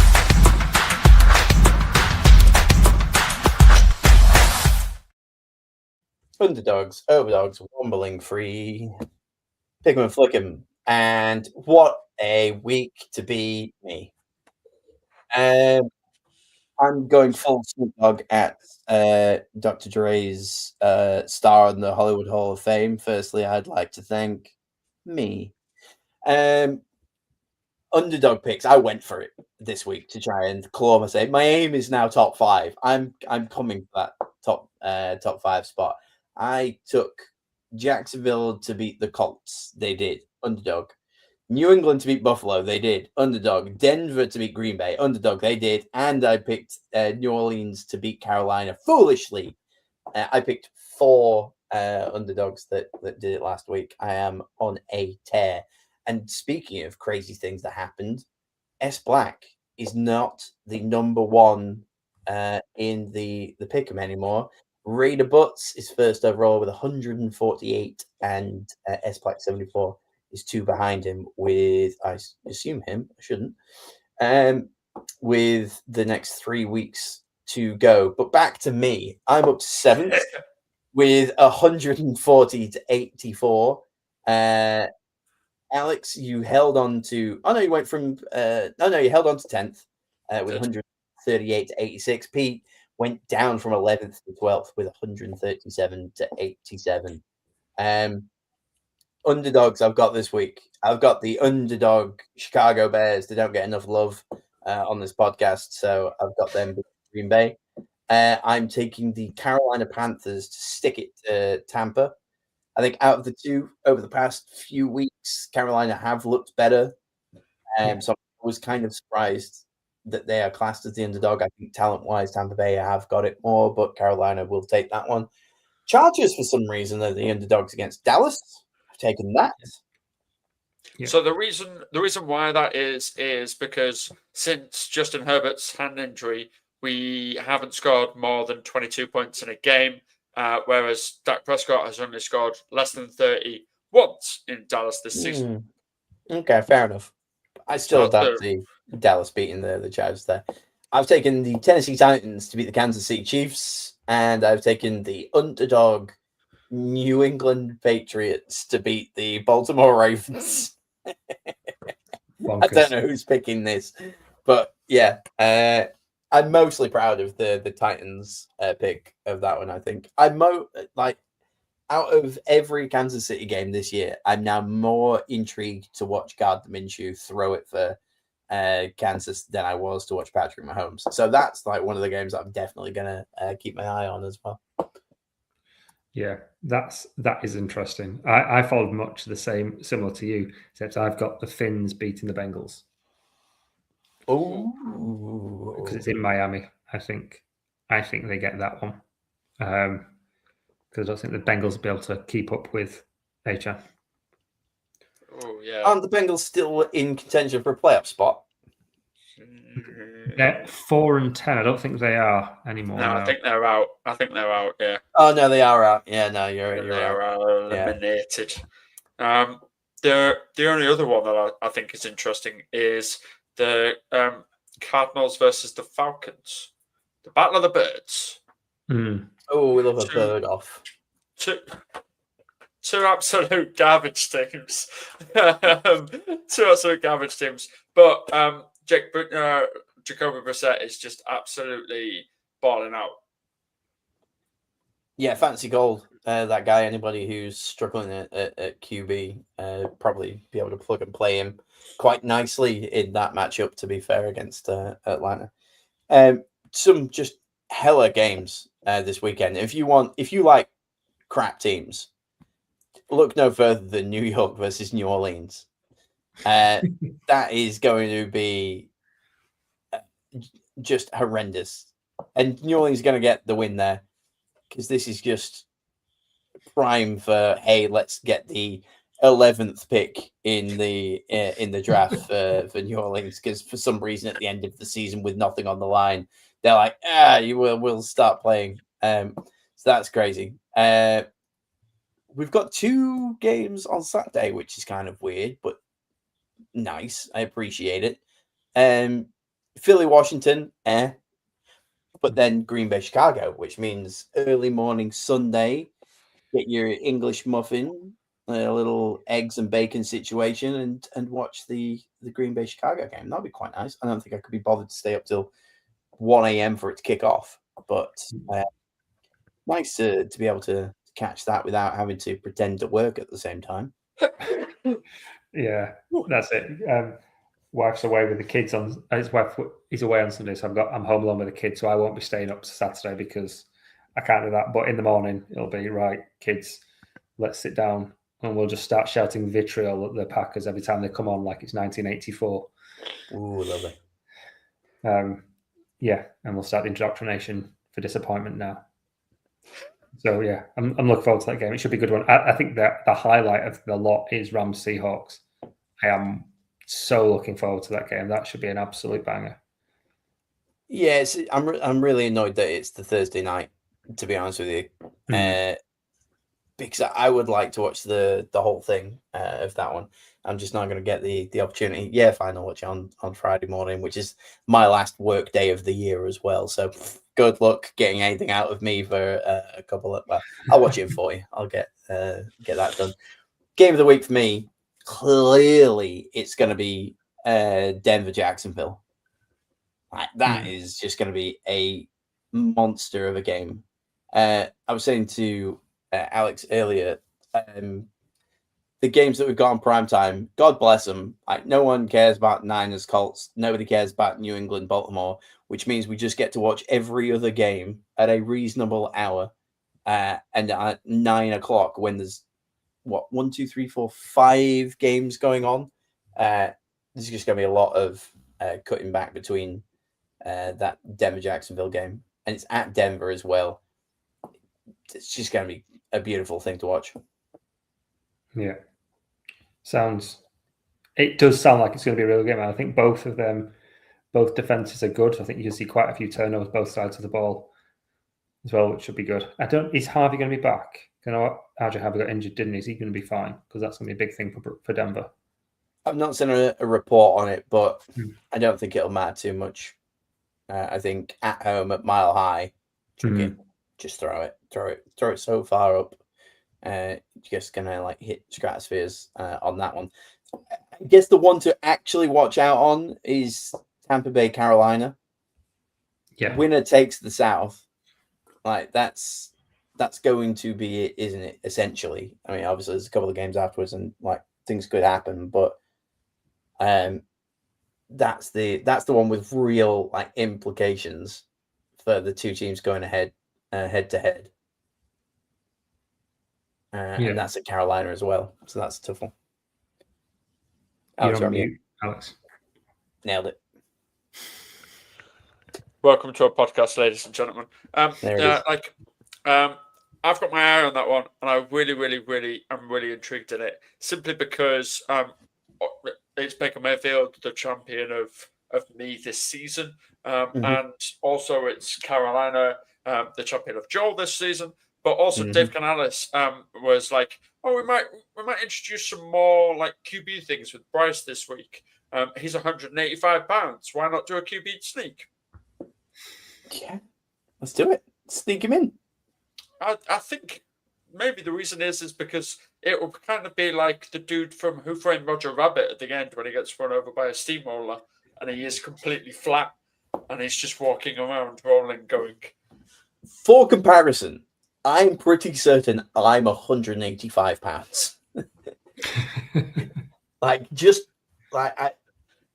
Bryce Young is slightly taller than I am. But yeah, that could be interesting. But maybe that's it. Maybe they just think they just sneak through, snake, just nip in and out. Or he's saying, "Hey, everyone, we're going to quarterback sneak this." And they're like, "Geez, I wonder if he's telling the truth." Who knows what we might do? We might line him up at receiver. Nah, come on. You've got two pretty decent smash mouth running backs, and you're going to try and QB sneak? I don't think so. Oh, they go for the quarterback sneak. What's Dowdle doing stood next to him? Nothing. Oh, it's a direct snap. They've gone Judkins on us. Yeah, bless them for saying things like that. I love it when they talk to the media about their tactics that they're going into this next week. Anything they say is truthful. You would never, ever go on a podium and say, "Hi, opponent, by the way, we're thinking about doing this, just FYI." No, you're not. Settle down. It should be fun now. I'm hoping that we get a lot more. I've not seen a bunch of maths or anything like that. I want some clinching opportunities. I want to start to see what the playoffs truly are. And I think that we're at probably the closest that we'll get without like seedings, like properly. I think we'll kick a few to the curb because we've still got, well, there's 9 eligible in the AFC. How many go through? Is it 8? 7. 7. Okay. So 2 teams can't make it at this point, Ravens and the Colts. And then the NFC, there's like way more. Like we've got 10 teams. I suppose 9 are still in contention, and the Rams have clinched it as well. So yeah, the Cowboys can still make it. That's crazy. That is crazy. 6 and 7. Stop it, Alex. God, they can still, I assume, get like a sneaky wild card in there, and that will probably depend on the Lions. No, I think it'll be based off the Eagles. Because for the Lions to get in, they're going to be on at least 10 wins to get past the Bears. Right. Well, I suppose to get past the Packers on 9. Yeah. I don't know whether it's just for taking the division over the Eagles, whether they can actually get in as a wild card. It's hard to I think it's just the division. Yeah. Because of the rest of, like, also tiebreakers as well. Yeah. Yeah. I think that's the way so if the Cowboys win 3, they'll be 9 and 7. If the Eagles lose 3, they'll be how's that work out? Oh, 9, 7, and 1. Yes. Yeah. And if the Eagles lose 3, they'll be 9 and 8. So the Cowboys would have that half over them. I can't see the Eagles losing out, so Cowboys get eliminated, and then either Tampa Bay or Carolina. Didn't the Eagles and the Cowboys have split as well? So there's not even that tiebreaker type situation either, is there? Oh gosh, yeah. Because first game of the season was Eagles Cowboys, and Eagles won. Yep. Even though the Cowboys looked awesome, and then later on, I think you're right. Yep. I think the Cowboys took the second meet. And then it's going to be who drops out of the NFC North, because only 2 are making it through there, because you're getting 3 from the NFC West, definitely. Yeah. And then it could be Packers, Lions, or Bears come out of there. It's whoever wins that division. This Packers game for Hughes is the biggest one. Yeah. That's winning in, surely. That's it. Like Bears take that. If the Bears win, they need the Lions to lose this weekend, and then they're in. Right. But they could still lose it because the Bears have got the Lions in the last game as well, which doesn't help. So if the Bears win, the Lions win out, and the Bears lose out, the Lions take them. Right. And I still think they'll have the hand, even if the Bears beat the Packers and then lose the next 2, and the Lions win out, the Lions will win because they'll have done the double, so they'll have the head-to-head. Fair enough. I guess one last thing on the pick'em. Everyone was wrong on 2 teams this week. Everyone chose Dallas to beat Minnesota, and everyone chose Tampa Bay to beat Atlanta. Obviously, those 2 things did not happen. But it's funny that like all 19 of us all went nope, and we did it twice. That's kind of a running theme of this week. Right. Any closing thoughts, gents? No, nothing from me. Absolute blank stares from everybody. Cool outro saying.